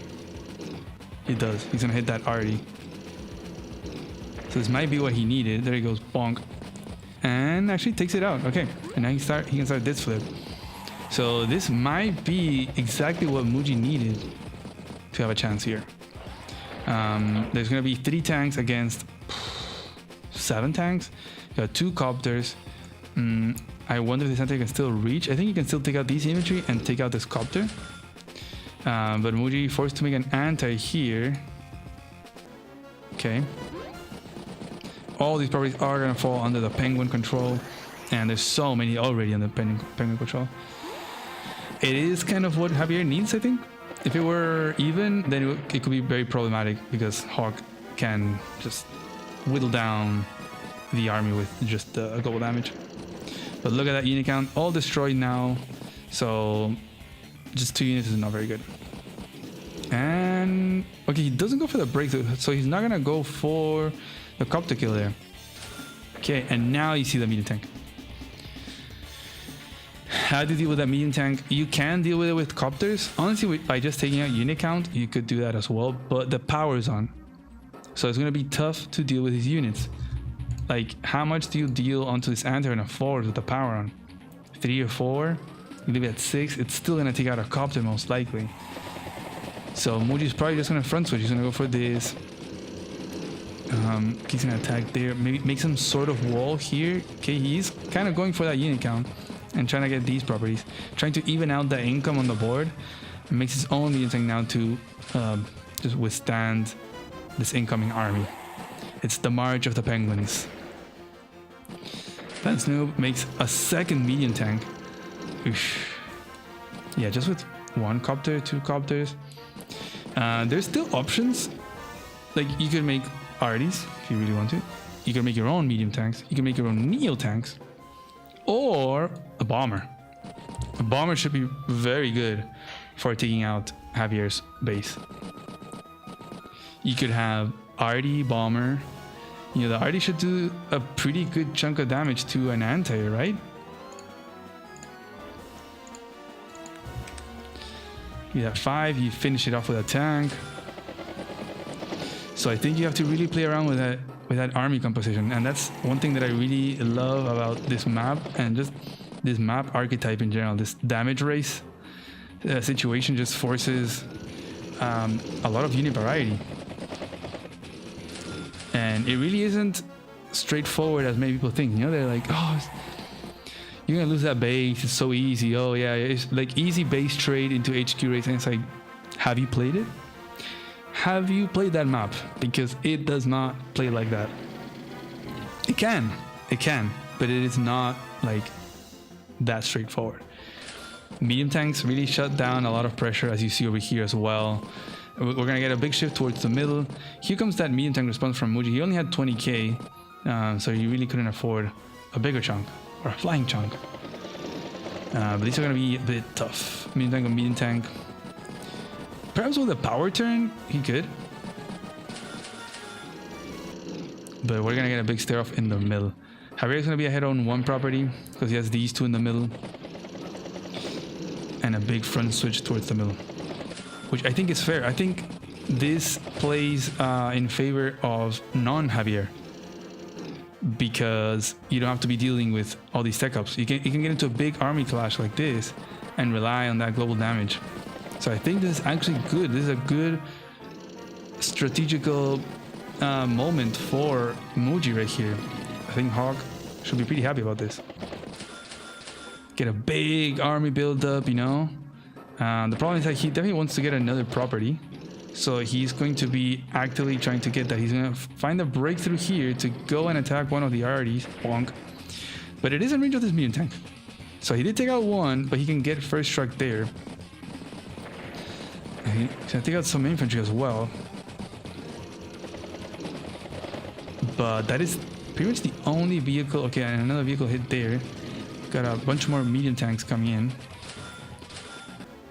It is the medium tank chain. It is the medium tank chain. Ah, too bad Semi isn't here to see all these medium tanks. But I wouldn't be surprised if Advancement's gonna get that power this turn, and he's gonna get a lot of vehicle and vehicle hits, and then probably pops the power, and it's not gonna look good. So Muji perhaps getting too anxious, too desperate, and went into a big attack like that with all these vehicles attacking infantry, just taking out one arty and a bunch of infantry, and then just getting slapped back with the power now.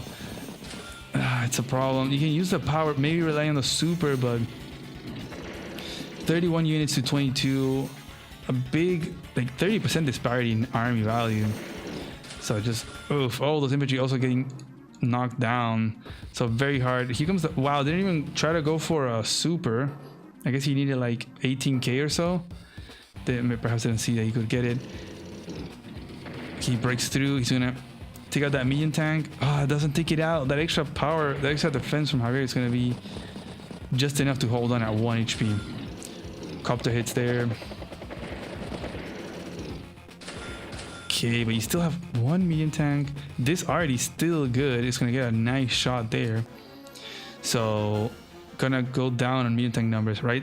There was 2 medium tanks from Muji and this one, so it's gonna be 2 for 1.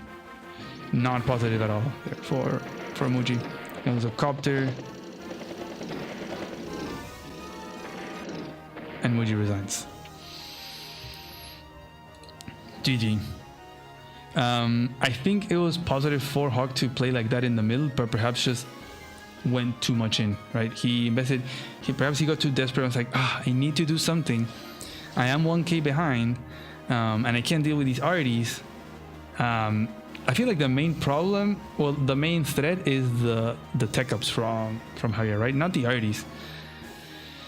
So perhaps a bit of, you have to change the game a little bit, right? Maybe you have to make arties, or perhaps you have to make more air units, or make a bomber, or just switch up the unit comp there to address the tech ups, as you can't rely rely on arties like Javier can. But yeah, that shows you even after getting in a good strategical approach, where Hawk was like, okay, nice, we're getting into a middle brawl, we're gonna get a super here, you know, we can just stare. 2k income difference, it's not too bad. 10%, it's not that bad. We can just build up army, and then bam, hit him with the global damage, get a good turn eventually, like see where Javier wants to go, and then we see.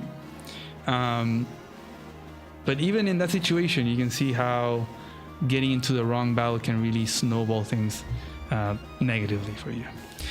So just precise playing there by Advanced Noob and Muji, perhaps a bit too desperate, too anxious. But yeah, GG. I think that's interesting. I think it was the first time I saw Javier actually picked. And also, it's pretty funny, I didn't mention, but these guys played this match a long time ago.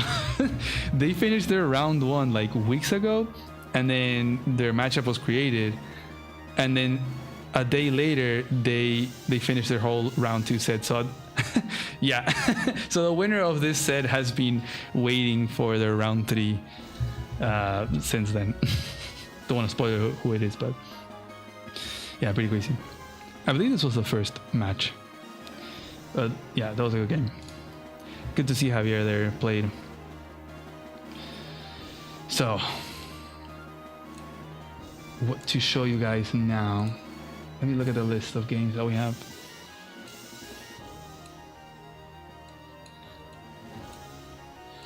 Any requests from you guys of any games that you might have seen?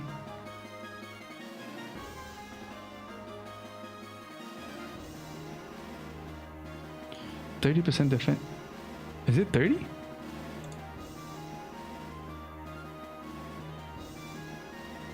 Oh yeah, I guess so. He gets 20 naturally plus the 10 from the com tower.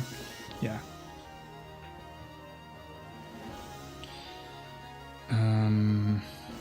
Yeah, let me know if there's any game that you want to see specifically. If not, I'm gonna just look through the list. Azrael versus Deegis. Well, I would like to, but actually Deegis asked if I didn't cast it, so I'm gonna let him. He wants to cast them. It's funny because that's such a thing in this community. I don't know why, but a lot of people feel like matches can only be casted once, like on one channel. I've always disagreed with that view. Like, I really couldn't care less if someone already casted a game. I'll cast it on my channel again if I want to. Like, if I think it was a good match that I want to showcase. I feel like I've also, as a viewer, I've watched the same match casted more than once, like on different channels, because I want to see what the caster was saying. But anyways, that's just me, and there's a lot of people that feel otherwise. I feel like, oh no, I already watched this match, so I'm not gonna watch it again on someone else's channel. Or that whole thing of like, someone casted that match, so I'm not gonna cast it again. Again, it's two views that I don't agree, but they just asked me, so I'm gonna abide, you know. When a friend asks for something, you know, you gotta, what's the word? I don't know. You don't like to see casted matches more than once? Okay, that's fair.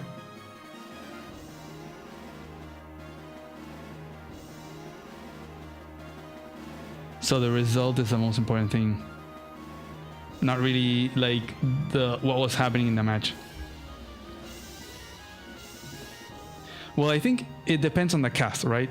Because if you just cast like, oh, he's doing this, oh, he did this, like, oh, tank attacked this, copter attacked that, oh, he built a medium tank and he won. Like, you're just like, you're just saying what's happening, but not really analyzing the decisions from the players. So if that's the case, then yeah, like, I agree. Like, why would you watch the same, like, it's two people saying the same things, then why would you watch it again? Like, I think that makes a lot of sense. But I think that certain casters bring interesting stuff to the table when they're commenting, right? Like, you could watch, I don't know, you could watch Go7 commentate a replay, and then you could watch Voice of Akasha or Elagatua.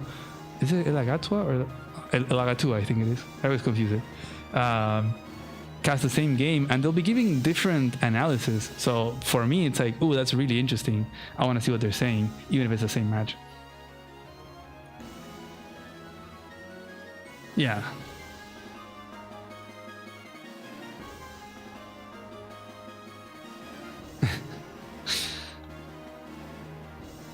Anyways, yeah, Deegis will cast his own games. He asked me, so yeah, you have to be patient on that one. But there's a lot of other games, and I think someone said Arya and Surth. Yeah, we can do that one.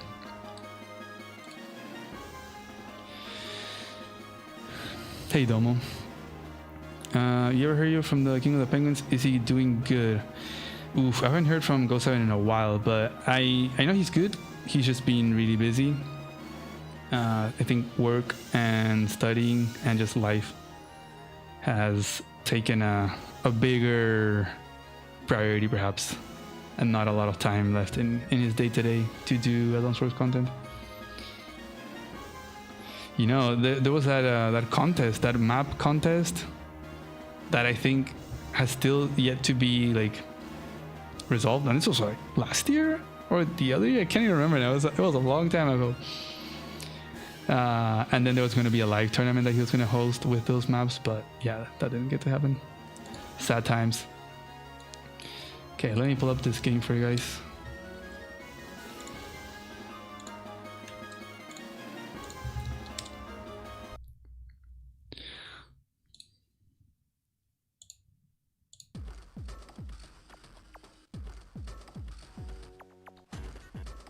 Isn't there already a prize pool too? You mean for the Go7 stuff? Yeah, he had put some, well, he said there was going to be a prize pool, but I don't remember if a map winner was decided or not, but there was going to be a live tournament. He said he was gonna do with the winning maps, but it just hasn't happened.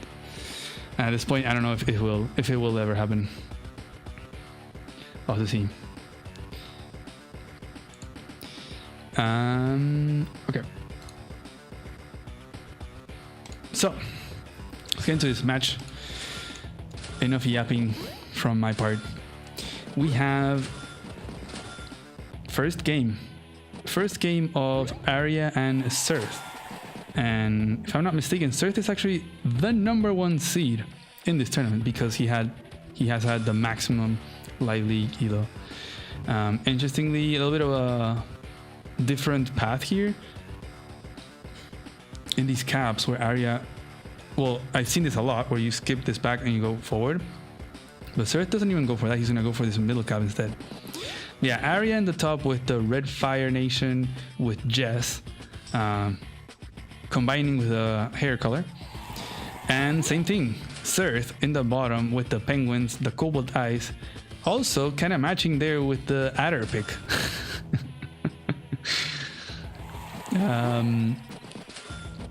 But again, another skip here, so really prioritizing these more forward caps by Arya instead of this backward immediate cap.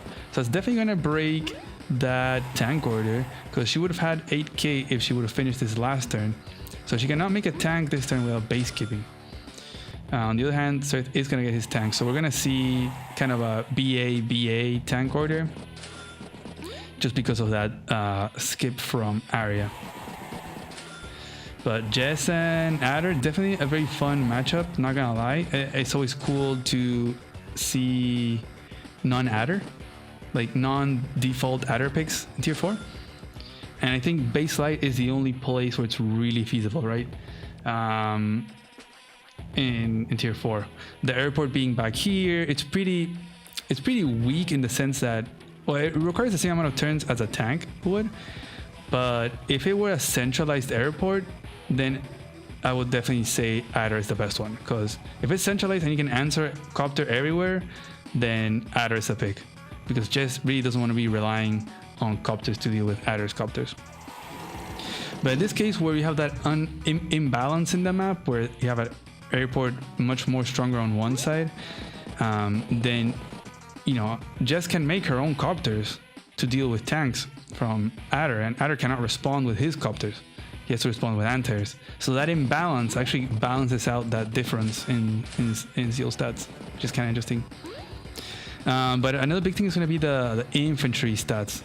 So I'll have to see here Surth moving onto the mountain and Arya planning to go for that city. I mean, you really can't go for that comp tower, right? So we'll see if she goes. She is going to go for that city, and she's going to bring this tank that she made on the one base.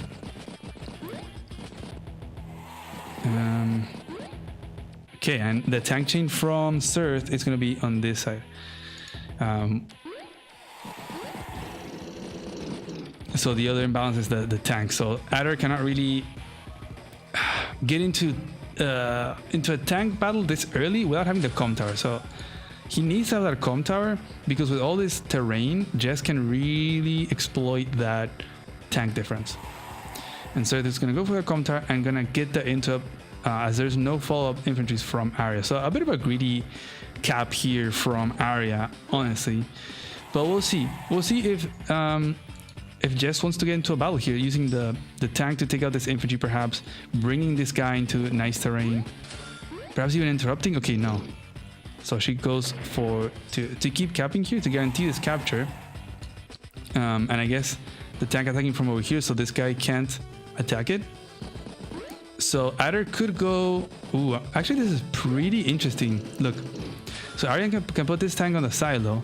So yes, you can still attack from the forest onto the plains, which is a nice tile, but it is next to a silo. This is one of those things that I mentioned in that video of the tactics.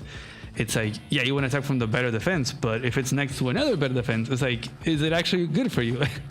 So it would actually be better to attack from this tile, because it's also further from the base. It's not in one turn reinforcement, and it's also obviously not next to a silo.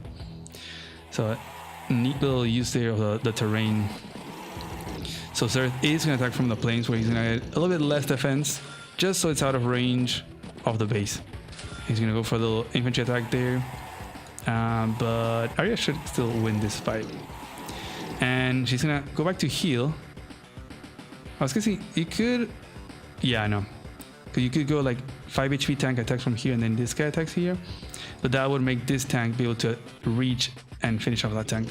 So Arya really staying... They're both staying away out of that additional turn reinforcement from the other. So we're going to heal, attack, and then plop another one on the silo. So yeah, this tank engagement, not very good for Zerth. Perhaps he didn't have to go for that first tank strike, because those 120 firepower tanks can be pretty significant. There isn't that many infantry, right? Something that usually Adder will want to use to block, to perhaps take out Jess's infantry. This is tank versus tank. So this is a winning battle from Jess. But Zerth is going to keep committing tanks. He's going to keep chaining onto this battle. Now he gets an 8-4 instead of a 8-5. Even gonna get an attack there. Keeps interrupting this capture, but that penguin is gonna be a goner. So trying to be as aggressive as he can over here. So this is just keeps rotating tanks. One got shot, goes back to heal. The other one got shot, go back to heal, bring another. It's just like they just bring another one in, bring another one in. It's just gonna be a tank chaining battle, but it is winning for Arya. You can see it in the results of the HP of these tanks. Zerth is pulling back 1 HP tanks, while Arya is pulling back, 4 HP tanks. She's going to be spending quite a bit on repairs, but she's going to have a lot of tanks, and now even makes a medium tank, which I feel like it's a bit too much. Because there's an anti, there's 3 tanks and you have 3 tanks, but I don't know. Arya loves her tech ups. She usually loves to make neo tanks, but maybe she didn't want to wait too long for a new tank, so decided to what's the word? To just be content with the lower form of a tech up, which is the medium tank. It's not the round boy, not the neo tank, but it is what it is. It is what she could afford for now. And actually Zerth did, if he joined here, he joined the 2 1 HPs and then joins this guy to get some extra cash. So he's probably gonna make copter tank infantry. Yeah, that's 17k. He's gonna keep using those infantry to get attacks to kind of whittle down those infantry numbers from Jess, but you still have a nice conga line and no vehicle answer from Zerth. He's really doing copter tank from this 2 base area and no answer to this single tank. So this means that Arya is gonna be able to position to go for these properties. Yeah, either of these 2 with this guy, or okay, never mind. I was thinking she could also bring this tank this way and point at that black bolt, which can be a pretty big problem. But anyways, that medium tank is definitely shutting down all of his tank annoyance. So now she makes an anti, so this is super locked down by Arya. Looking very, very good. Just now the copters are gonna be having some sort of an effect, right? It took a bit of time, but now they're here. But it's been a good trade for Arya. So now she can make anti-airs, so these tanks are protected.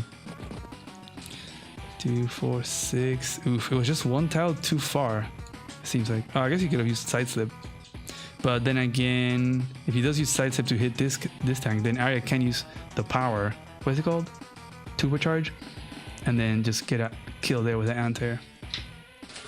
So Zerth is gonna rely on copters to deal with the medium tank, it seems like. But he needs to protect his own tanks so he can deal with that anti-air.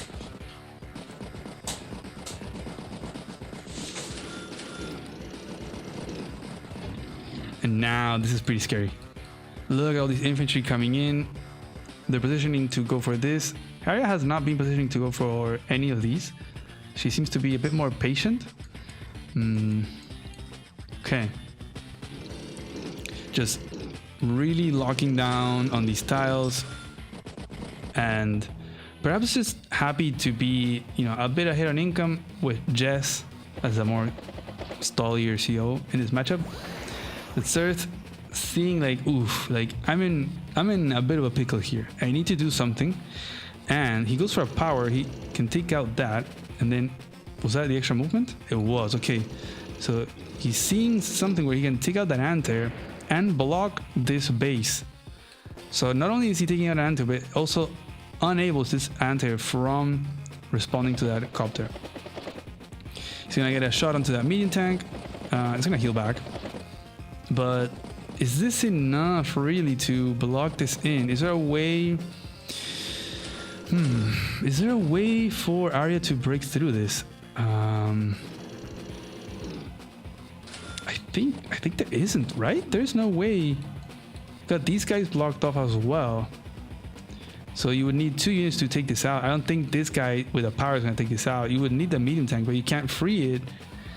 So nice tactic there by Sirth. With a combination of the copters and now the infantry as well. And just separating the army here from Arya. But will this be enough? We'll see. Arya doesn't even use the power. She's gonna get these shots.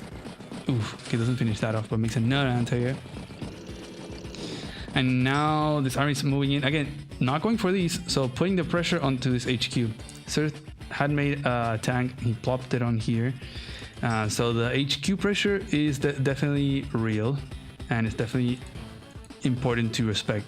You have 5 infantry and a 6th one, and more, just a chain. There's been no vehicles, just infantry being just streamlined down here to this HQ.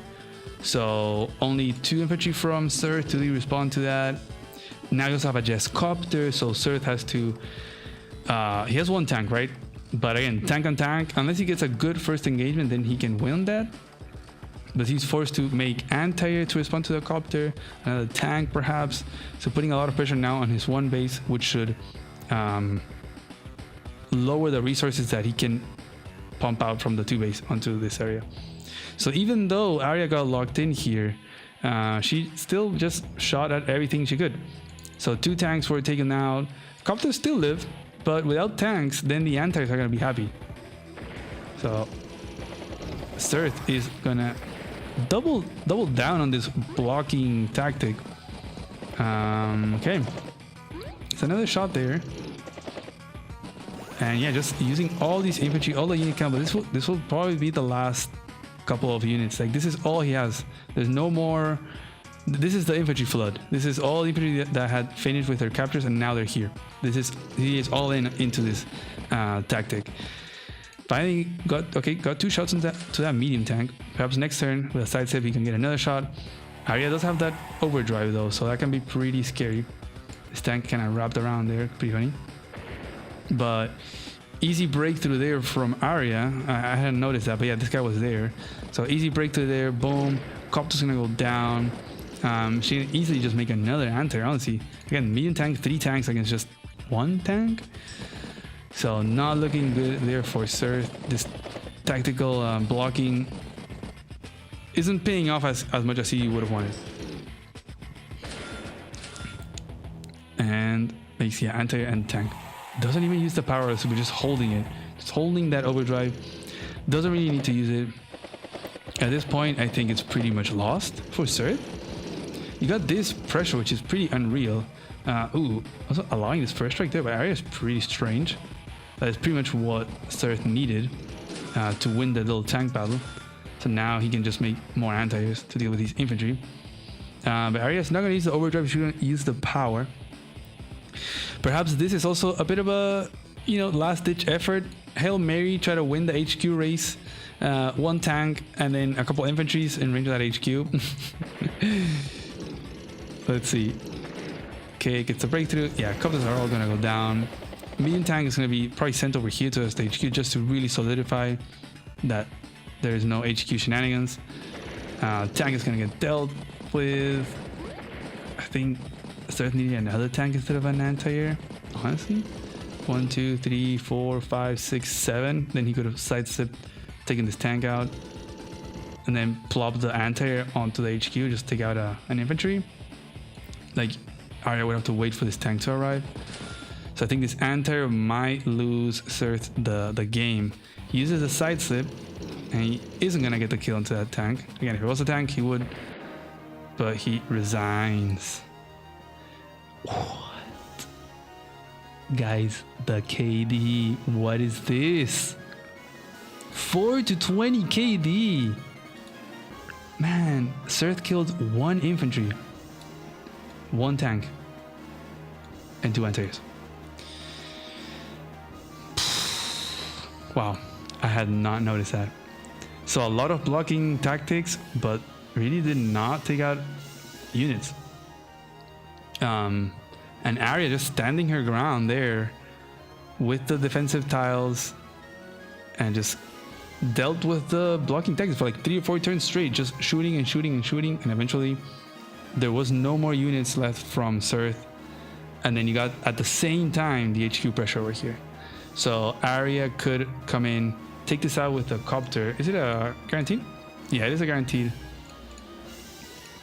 Even without the power. And with the sights upon. So it would take this out, start the capture. I think Arya Surth could still interrupt this, but it would be a pretty losing battle. I think Arya has enough infantry that she can block, join cap, bring a tank, deal with this. So it would be pretty annoying, and yeah, it just wasn't looking good for Surth, so it makes sense that he would resign. I feel like maybe he could play on a little bit more to like for Reed to close out, because perhaps Arya slips on the tactics here. But it is what it is. GG.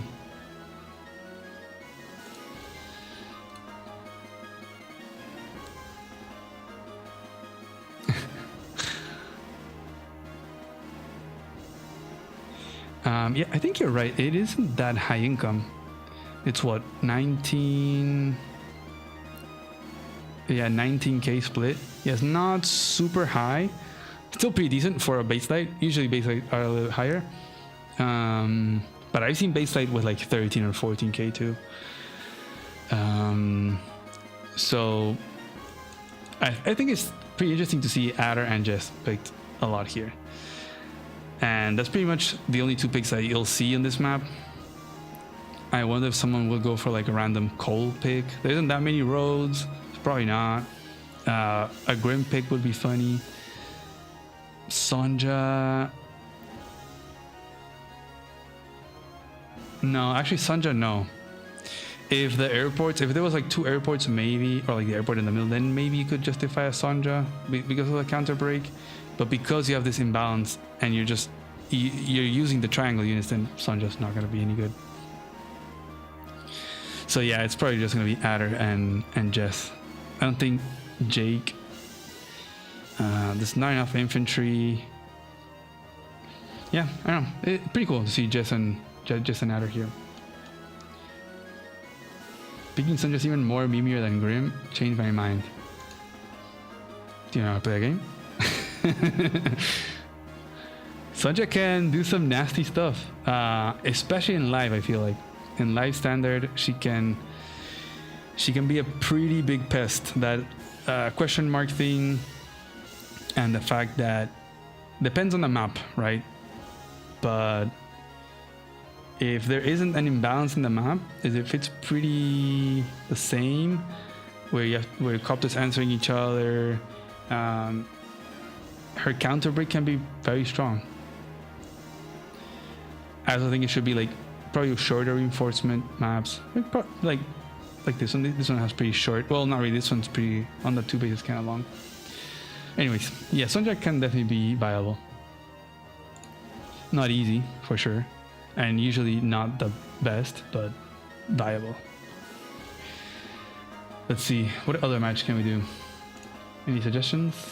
Any requests? Let's see from the list.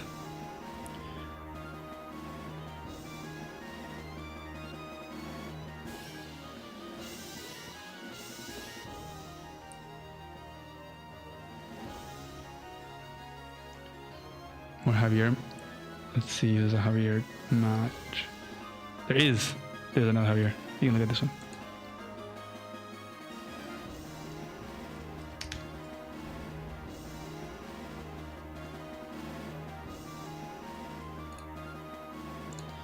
Yeah, this one was pretty interesting actually, so that's a good idea. Let's cover this one.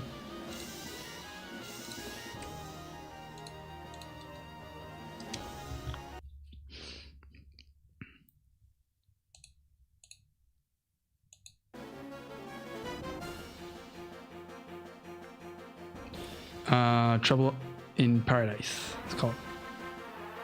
There's a Javier mirror. What?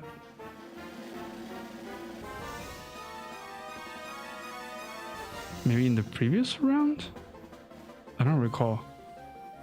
I haven't seen a Javier mirror in round 2 yet. Anyways, you can hear the Javier music. Music. Okay. So we have Darth Noob against Elio. I'm gonna change this to Teal Galaxy.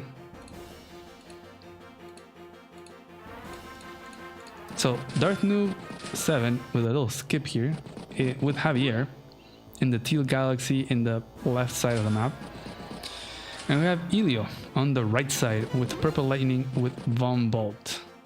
So interesting matchup. You know, today we saw Javier and Hawk. Now we're seeing Javier and Von Bolt. They're both going for the city skip there. So I think that is going to change tank order, but honestly, I don't think tank order is going to be that important here. Maybe you make a tank early to put some pressure, but we've seen this map enough times that tanks aren't going to be super relevant, right? It's more about that pressure onto the one base. Maybe you do a front switch. There's quite a bit of possibilities. So I understand why they would find the appeal of skipping and even not even building. He had 10k and he decided just to not build vehicles. He's like, you know what? Let's get into tech up gaming. Let's see if Elio does the same. Is he gonna make a vehicle? Makes a tank on the one base. Okay. Interesting. I think there's a world where Von Bolt actually goes for this C against Javier. Because he has the stats and Javier doesn't, right? Until he gets the com tower. So there really isn't a threat here from Javier to stop the capture. But Elio decided not to. So should I spoil you the result of the previous match or not? Nah, I'll just leave it be. So, tank here from Elio. Got the tank response from Darth Noob. He went for the double tank. And now we're gonna have another tank here from Elio as well. So a lot of infantry staring off. He's gonna get a free interrupt here. I don't know why Elio went for that capture to start with. But oh well. You do you. Gonna get a little poke there. Better stats for Von Bolt. The difference is that Von Bolt has 120 firepower. Javier has 110. But they both have the 110 defense. So it is defense gaming. Von Bolt with slightly better stats, which can make a difference. They will make a difference. And then Javier is going to need to use that the tower shields, the power, to get some good turns, to get some max force turns. You know, some mini lightning strike. Not really a lightning strike, but just get a turn where he can go into a bunch of attacks where normally you get punished back, but you don't because you have that extra defense. And interestingly, Darth Noob has to pull back this tank over here to defend these guys from this tank. So either kind of shifting this tank over here, denying this capture. We get a copter build here from Elio, so probably gonna force an anti build over here. And we're gonna get an attempt here of a flip, or a very slow flip. An interrupt here as well. There's actually something. Darth Noob could have put this tank on this tire. I remember watching this live. This tank could have gone on this bridge and prevent this from getting interrupted. And even if the tank attacked, then the arty would shoot back. But if he did that, then these infantry would get shot at by this tank. So he decided not to do that and go to defend that. And man, it is hot nowadays here. This tank, wow, what a pest it's being. Just blocking over here. Will he be able to kind of split the army here from Darth Noob? Will Darth Noob go and attack this tank? As Javier, probably not.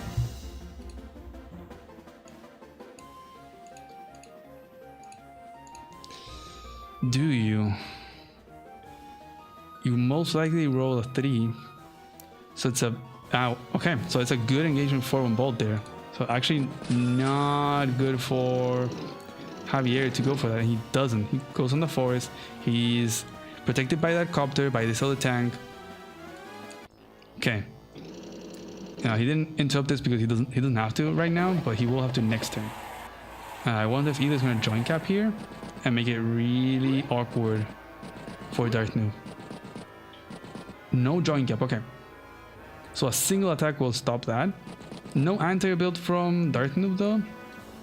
He made a tank instead. Was it because this tank was in range? No, huh. Very strange he didn't make an anti-air this turn. He really could have. Okay. Oh, I think okay, never mind. So, yeah, an anti-air would have been nice. Maybe he was prepping for this attack over here. But Copter is gonna be a kind of a pest here. He might have to answer it with his own Copter. We have the little fight over here for the city, where Darth will most likely join cap. Ilya went for the hit here because he could. Because the Copter is gonna get a shot for free because there's no anti-build here. So his Copter, if he wants to assist in this battle, it's gonna have to get in range of this Copter. So a pretty awkward situation. There we go with the join cap. And that's we're just going to deal with that tank. So a bit of a positive trade right there, right? 4 HP damage for a dead tank. It's pretty good. So gonna take out that infantry. This cap will not be stopped. So Ilya will get that city flip. And now we see the anti-air build. Okay, okay, nice. So this copter is actually protecting, and it is in range of that copter. So nice use there of those units. He's still gonna keep attacking here, okay. Making a mech as well. I think mechs are also pretty viable here from this base. Just start streaming them in. Imagine Sammy, you know? Even more of a reason to make medium tanks on this base to defend from the mechs. But like mech, arty, that combo is pretty nice.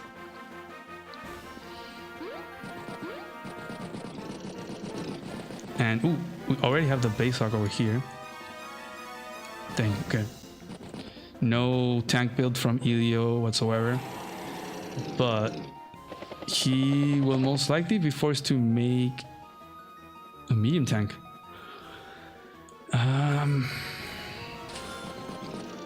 Because now you have this copter, it is supported by this anti-air. You got a tank and the Ari staring down at that base. Okay, so I think you could still make a tank and block with a copter and maybe infantry and kind of make a wall. So you don't have to make a medium tank. But we'll see what Ilya decides to do. And we're seeing again a case where Ilya is not making an arty against Darth Noob because he's Javier. We'll see if he does though.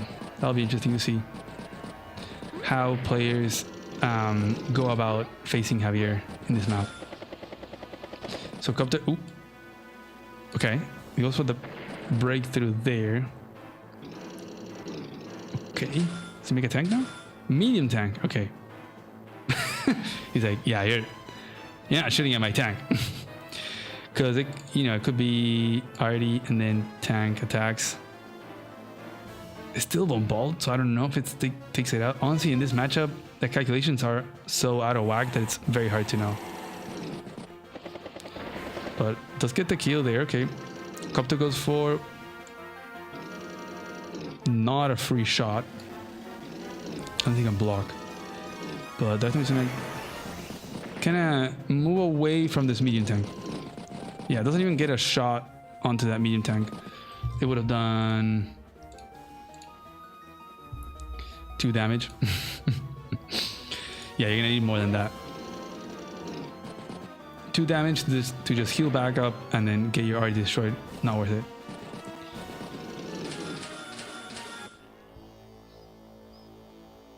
It'd be interesting to see Darth making a medium tank though.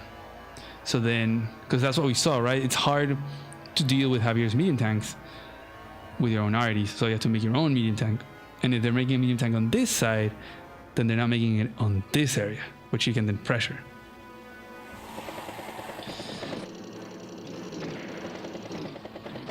Copter actually was blocked off, so it couldn't hit that copter. Darth with those sick tactics, getting those seemingly, giving away seemingly free hits when they actually aren't because of how he positions the unit. Here comes the first power of this match. Javier with the tower shields. He's going to try to take out these tanks. He can't, if he attacks this copter, it will be like a trade because his anti is going to take it out. So I think he'll probably use it to take out these tanks. Ooh, did the anti not reach? Oh, it didn't. Okay. And those infantry fights, even with the tower shields, are going to be very strong. 8-5 against 1 bolt. Not bad. And makes his own medium tank, just in case this medium tank can reach this RD, or honestly, whichever. Like, he can take out this infantry and tank attacks the RD, for example, and then this medium tank can go and attack something unpunished. I still think it can do that. You can break through here, probably take out the anti, for example. And if you do that, it can become pretty awkward. Okay, he's... Ooh. An infantry needed an anti and an infantry. It was on a shoal. Just because of those stats from Javier. So, ooh, actually it doesn't go for the anti. Okay. Okay, so I'm gonna take out the tanks.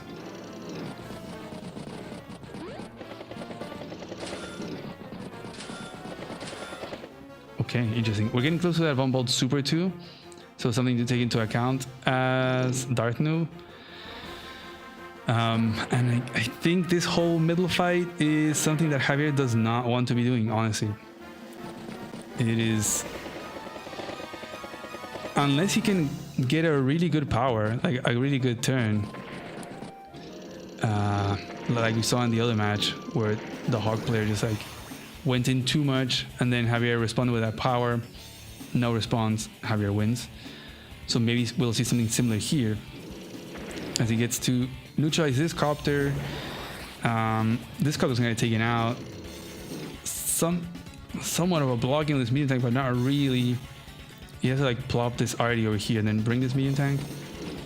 But you have the super coming in from Von Bolt, so that is gonna be deadly. And Darth makes the double chunk right here, so this is gonna be the magnet of that Von Bolt super, which means that everything else here is gonna be destroyed.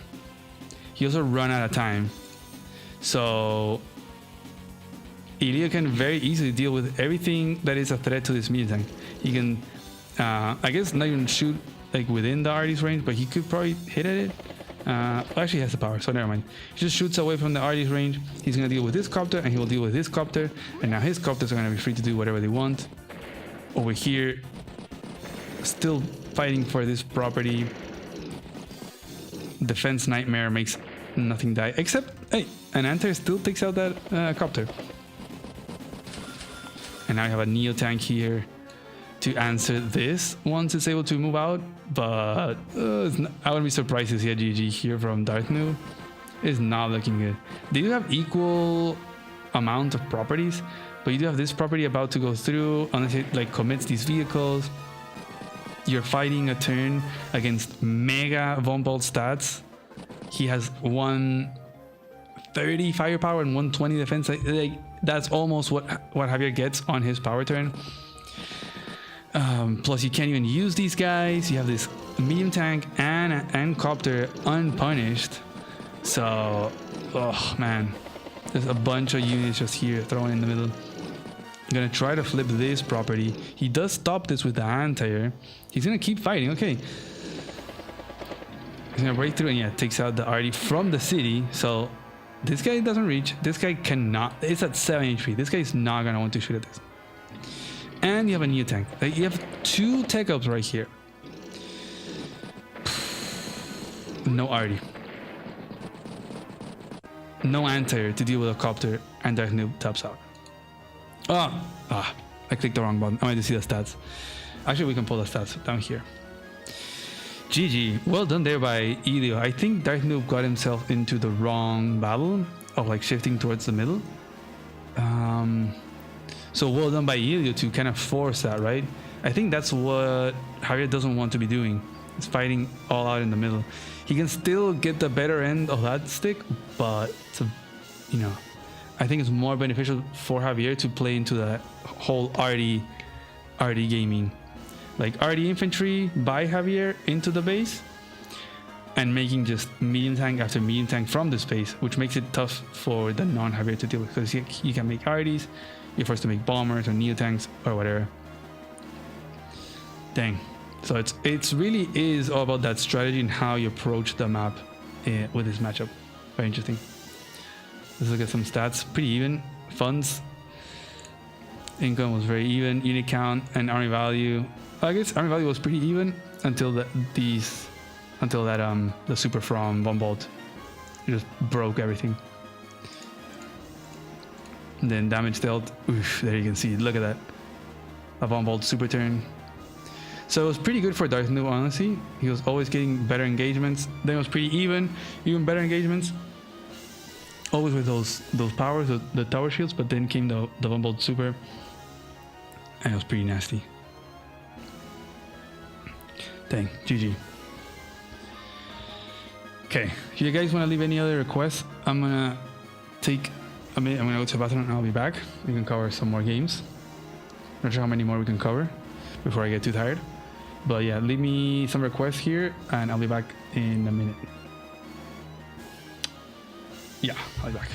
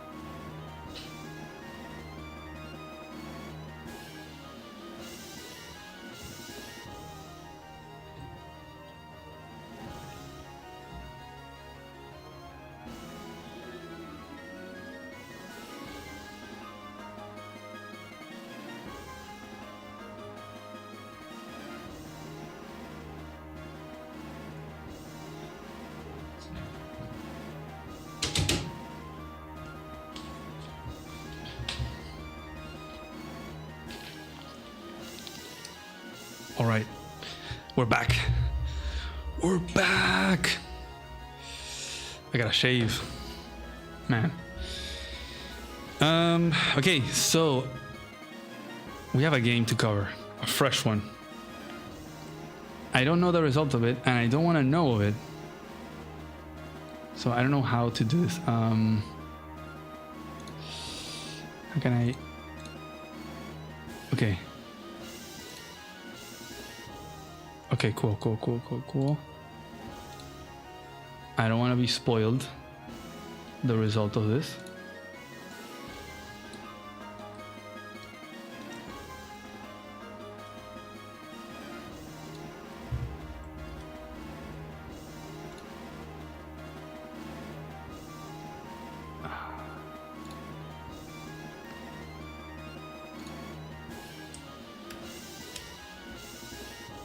I can't see.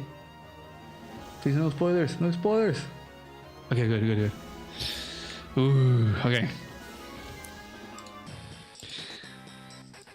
I wish there was an easier way to avoid spoilers. But guys, remember we saw today the Arya versus Third game. I'll just pull up the game.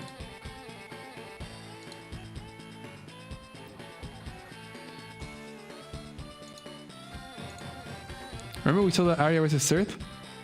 That was their first game of the round where Arya beat Third.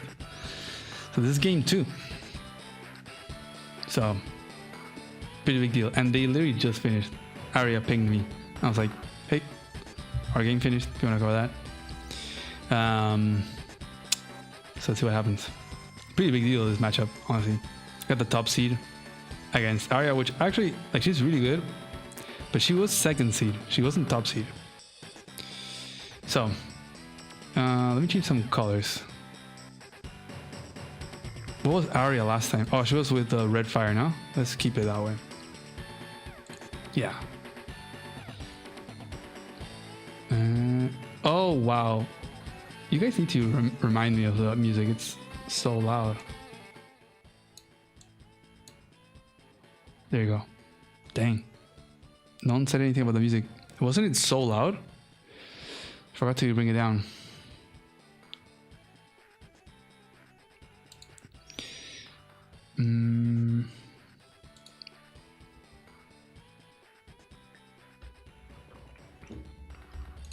Okay, so we have game 2 here between Arya and Sturth.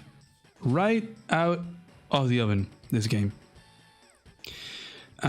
Where Arya beat Sturth in the first game. So now they're 1-0. So if Arya wins here again, that'd be 2-0, meaning Sturth, the top seed, the very number 1 top seed in these qualifiers, would be out of APC. But if Sturth wins, then they would go to game 3, the decider match. And we have a misery game. A misery game. The map is called Misery, guys. And it's a Sammy mirror. A lot of players saying that Sammy is the best pick here. She's definitely good, but I don't agree that she's the best and the only pick. And Arya going for this little greedy cap here, it can be a problem. We've seen it happen before. This is kind of a trap. It is definitely a city that's more favorable for this base. You can plop a tank on it in one turn. This city can attack with a turn, but cannot plop onto it. So, and so it's gonna do the same thing. Wow, okay. And they're both even like skipping a little bit just to rush the middle. Sturth rushed the very first infantry, it seems like. Well, Arya the second one towards the middle. He's gonna change this chain the first guy there. But yeah, Arya's gonna get this. Sturth is gonna get that. So they're both kind of handshaking that and then chain it backwards towards that airport. The thing with going for this instead of this is that you're also delaying the airport. And I think it's pretty crucial to have that airport pretty quickly.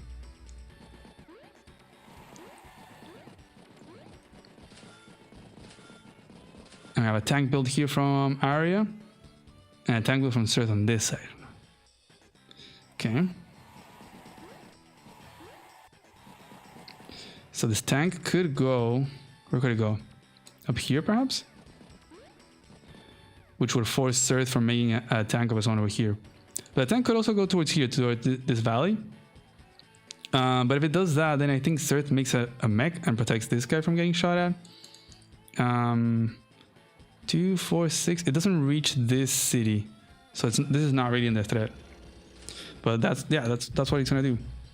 So I think Sturth can just make a mech here. There you go. You can actually skip ahead, get the airport quickly. I think makes sense. Again, getting that airport is pretty significant. Because this one is pretty delayed naturally because you're chaining here. It just takes a while. And also this airport is really strong. It is 2 turns away from the space. 2, 4, 6, 2, 4, 6. This one's like just 3 turns away. But it can also put pressure over here.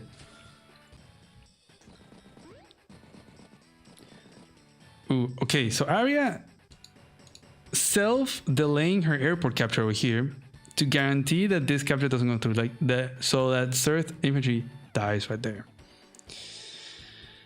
Okay, decisions. Will Arya skip? Okay, yeah. Okay, I was thinking that because this got delayed, but then it's like, okay, I can compensate by rushing this airport instead. And Tank is not gonna get any shot, but she is going to take out this guy. Can this be a battle that Surth can get into? He can still get a bunch of shots here with infantry, but I don't think he can protect this guy. Yeah, I think he can only shoot over here, like from the forest. That would be the only safe spot from the tank. But now I got the RD build here from Surth, which is definitely, you know, alarm bells for the space. Takes 2 turns to reach any of these tiles that can lock it down. It can also be used to lock this down. Okay, so yeah, shoot from the forest and from over here, so his mech can get a nice juicy shot there onto his infantry. And probably bring this and make another mech. This mech doesn't even reach. This tank could wrap around and attack from the lab too. But I guess if you expose enough infantry, then there's too many options for that tank. Do the overloading. So yeah, there you go. Boom and boom. So a bit of a positive trade, right? Arya took out 1 infantry first. Then Surth took out 2. And now Arya took another 2. So 1 positive for Arya right there.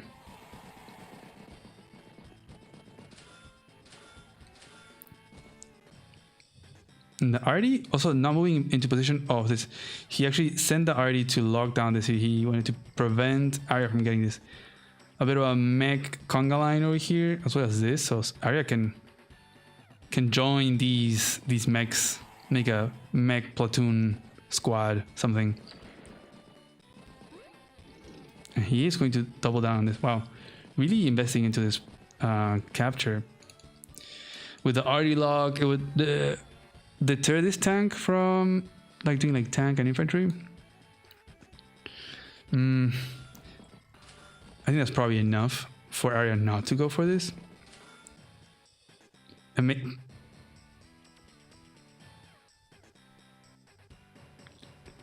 A rocket. Damn, Surth. Crazy guy right here. A rocket? He wants to lock down that base from a mile away. Like it's gonna be on this forest, locking down that base. Because usually when you put an RD, you have a mech response. So you can't really lock it down with an RD because the mech is just gonna destroy you from the mountain. And even if the mech gets taken out, it's still worth it, right? But a rocket is gonna be all the way over here, so you're not gonna be able to respond to it with a mech. But this rocket is so costly. He made rocket double infantry. I guess he made a copter too. Wait, how do you have so many funds? Let me go back a second. He had 26k? Wow, because he made double mech and infantry. Okay.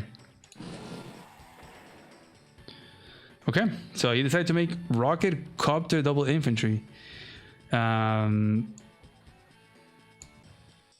Let's see what Arya does about this.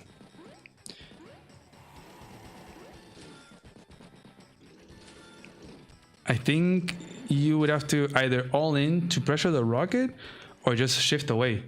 Just have your superior numbers and put some damage elsewhere. Like Surth has no vehicles from this base. No vehicles on this base. All his vehicles are over here. It is a tank, an RD, a rocket, and a copter. That is it. Arya has 4 mechs, has 2 tanks, 2 anti-airs. That rocket equals 2 vehicles, right? So it's all going to be about what or how Arya can leverage these vehicles. Sirth is gonna, okay, move there. I guess he wants to put the rocket perhaps here, perhaps on the city, but doesn't really lock down the base. But you could have rocket in forest and Arty on this plains and have double lock on this base. So Arya would probably need to make a mech next turn. She does have all these mechs, but dang, that rocket's hard to deal with, especially with copters here doing some nice blocking. Yeah. And Sirth, again, not making any tank or anti-air. Now you have the tank and copter to deal with, but he's just not. He made a copter over here to protect this guy, and I guess this city as well, just in case. Arya wants to go for that. But get this anti here, kind of pointing at this area. So Sirth has to make a tank and an anti here. He has a lot of builds that are going to be needed. Arya is going to close in on this base, so she really is shifting away from this area and makes a medium tank. Okay.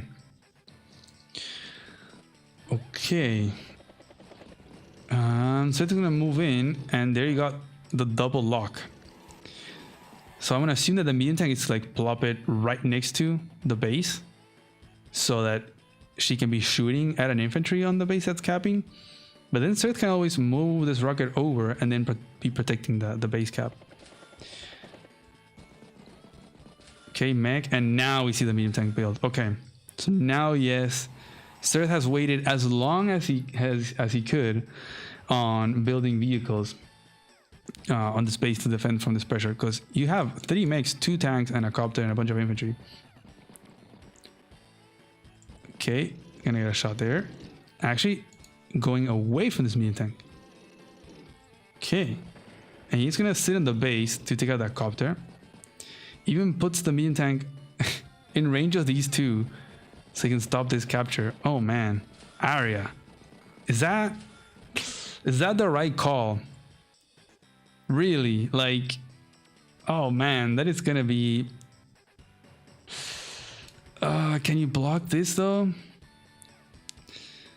You can definitely get a nice shot on that medium tank. Okay, double shot. Yeah, bye medium tank. Wow, that medium tank got so little value.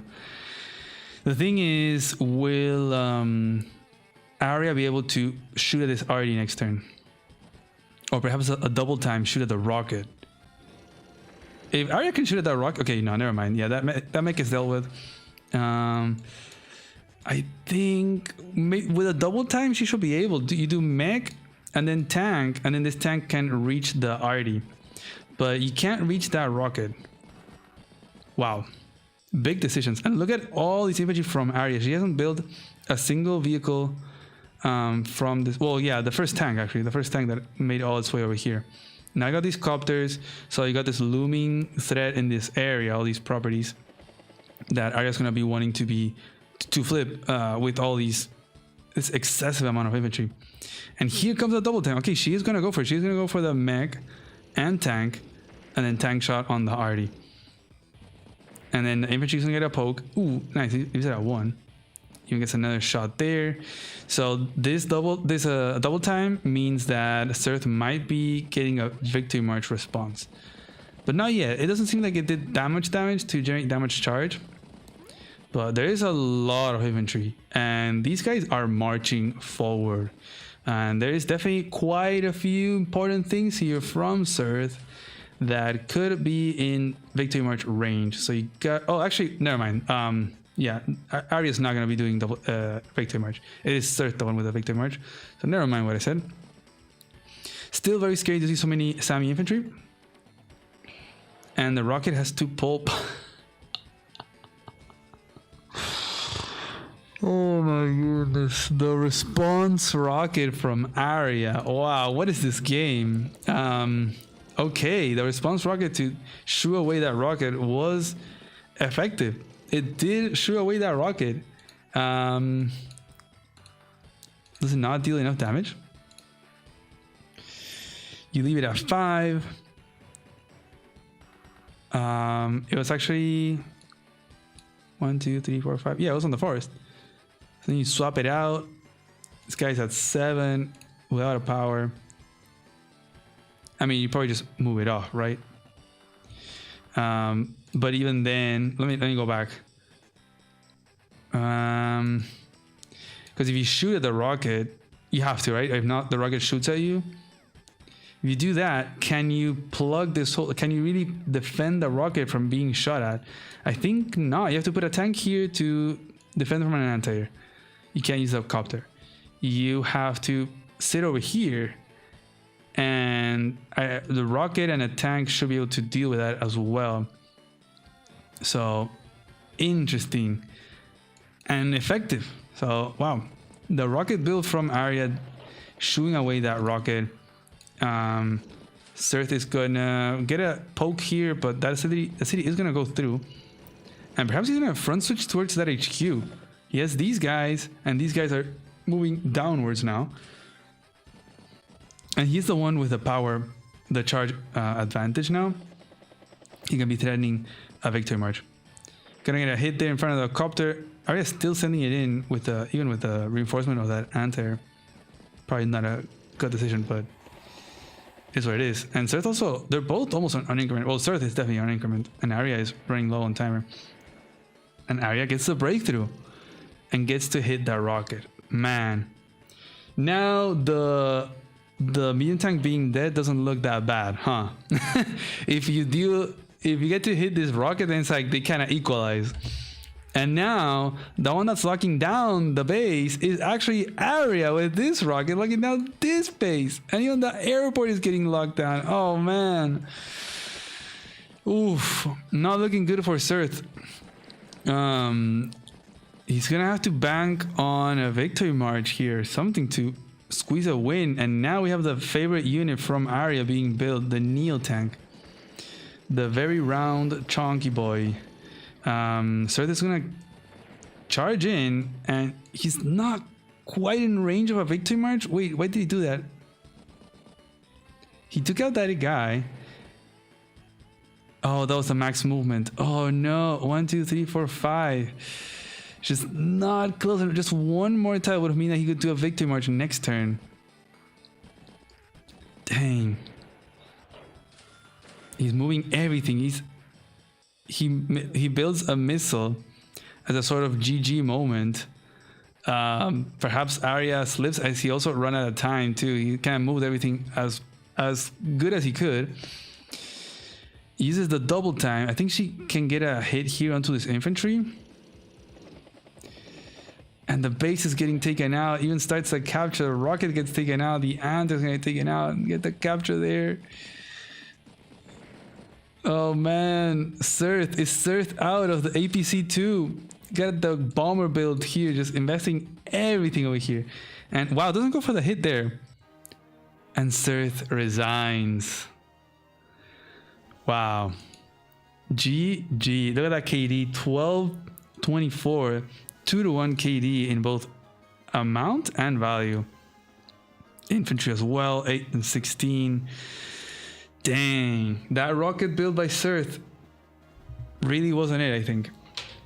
Oof, it gave Arya so much tempo to move around, and then she was able to force Surth to build a medium tank over here, and then she shifted back over here and destroyed that little already rocket army that Surth had, and even negated any victory march possibilities from Surth.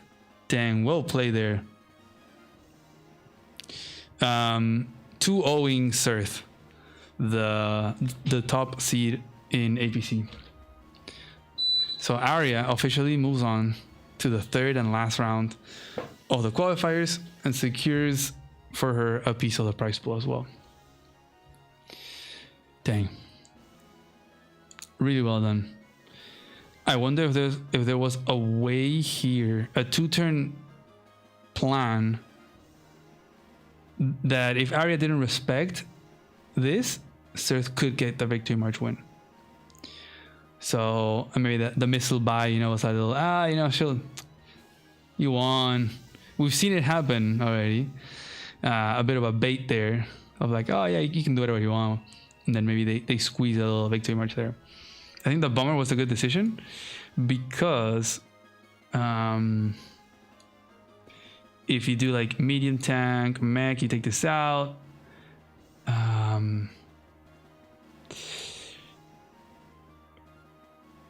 you would put the infantry here.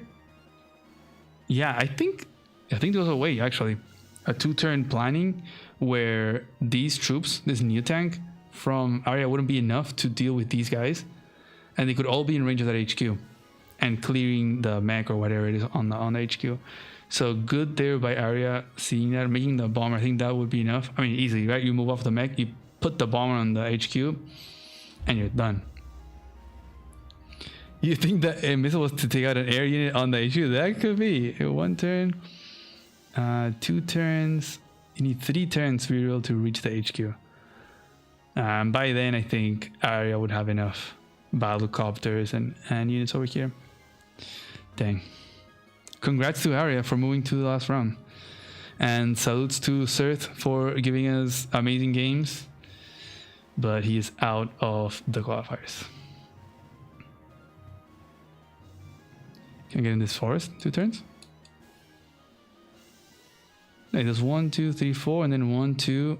Forest is 3 movements, so he would need an additional movement there. Yeah, if it were rockets, yeah, but missiles have 4 movement, and planes are 2, and forests are 3 for tires, which is crazy. Something that, if there were ever to be a rebalance mode, I think something to be changed, because that's kind of ridiculous. Although, to be fair, for recons, it's kind of nice to nerf them a little bit, but poor rockets and missiles, it's crazy. At least missiles having 5 movement would be nice, no? Okay. Let's see if there's another match to cover.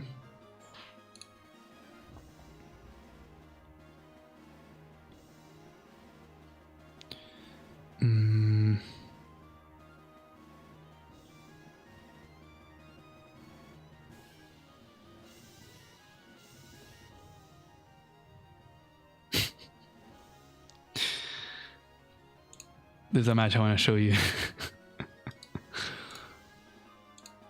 And this might be the last because I am a little bit tired. Oh, it's only been 2 hours and a half? Dang. Nerf recons. Yeah, no. Don't nerf recons. Don't nerf them. They're good. As they are, they're good. Just let them be.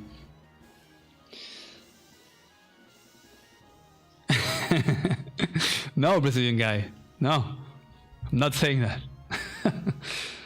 I think the way that you could do that is, 1, you make missiles move more, or maybe you just leave tires be, leave tires, don't change anything, and just make rockets and missiles move 6,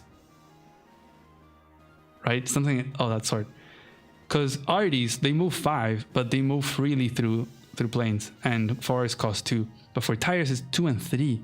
So of course, if you have a bunch of roads, and rockets and missiles would be like zooming by, but you never have that, and map design wise, you never do that. So that could be something. Make rockets and missiles 6 movement instead of 5 and 4. You can give them different wheels. Yeah, but again, I think the recon is good that has a difference, so you can kind of adjust their movement in a map differently than 2 tanks, because recons have 8 movement, right? If they would have the same as tanks, then recons would go crazy. You would never catch them.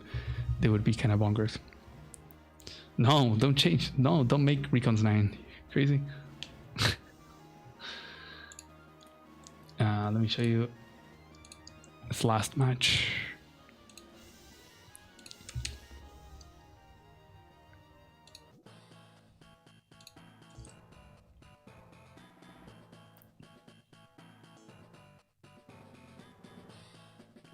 A whole new wheel type. Yeah, maybe. I mean, that's definitely a way. You could give them treads, but you'd have to change the little sprite, right? Because it has tires. Anyways, I want to show you this match. I want to show you what not to do. So in this match, we have Hampelman with Drake, with Amber Blossom over here, and we have Raider El Karaman with his favorite army, the Penguins, with Andy down here in the bottom.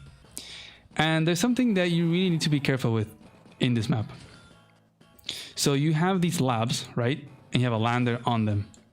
And you'll see a lot of players do something that Raider's going to do right now, I believe, where you move off the lander to block this guy, because it would want to go and capture this or this. It can still go and capture the city, right? So that is what that guy is going to be going to do. It doesn't have any other options. So far, so good. Hampelman does not move off the lander, does not go for that blocking. But something that you have to be careful of when you move off the lander, because you only have one lab captured. There is another one, but you're gonna capture it later. But so far you only have one. And I don't know if you caught that, but look at this infantry movement. This guy went over here, okay. Didn't go over here. This guy is in range of that lab cap. This guy could move over and start the capture. A tank here is going to do 2, 4, 6, is not going to reach that lab. So there are 3 infantry that could have been in range of that lab. But Raider goes to capture this instead of this, which would have been in range. Now it's not. This guy moves away to go for the income here. Just going full greed, right? Like more and more income quicker. This one could also, it could have gone here. Been in range. No. Max cap. And this guy could have been on this mountain to be in range of that lab capture, but he decides, no, I'm going to go for that city. And so now there's nothing that will reach that lab cap. And so Hampelman sees the opportunity, goes for the lab cap, and GG. Careful when you move your lander from that lab, guys. You have to be careful. You can do it, but keep a single infantry, something in range of that lab to stop it. Yeah, you really do not want to give a win for free that easily. It is the second time it's happened in the tournament. You would expect that by round 2 it wouldn't happen again, but hey, here we are. You gotta be careful. To be honest, I feel like it's probably better just to not move the lander off initially. Like maybe let this guy capture whichever city he wants to capture first, and then once it's finished and they move a second infantry over, then you move off the lander to block off this capture, right? Because once this guy is here and another guy is here, then the lander here would be blocking off the chain onto the city, and by then you might already have a couple units already more out here and in range of that lab, so you can be more chillaxed that you can stop any lab cap attempts. So yeah, a little quick showing of what to be careful of. Moving lander is fine. Yeah, I mean, again, he could have had, there was 3 infantry that could have been in range to stop this. This guy could have been capturing the city and still be in range. He just went max greed. He like, no, I wanted to get this with this guy so then I can do all these cap routes. But he went full max eco and then realized, oh, the lab cap potential. Oh man.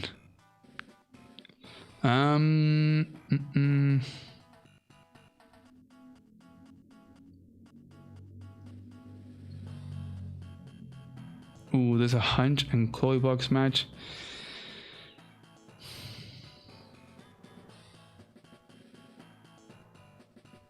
Yeah, I think I'm gonna call it here. And then probably next weekend we can cover some more. Tomorrow is the last day for round 2 games to be played, and then we're gonna be moving on to round 3. So next week we can probably look at that. I don't want to spoil you too much of the results. So next week we're gonna look at some of the remaining round 2 matches that are probably gonna be played today and tomorrow, and then maybe some round 3 as well. We're past halfway through the tournament, guys. The last, let's see. So October 5, tomorrow's the last day for round 2, and then round 3 last day is October 19. And then the main event is gonna be November 8, 9, 15, and 16. So there's gonna be like, what is it, 2 weekends in the middle?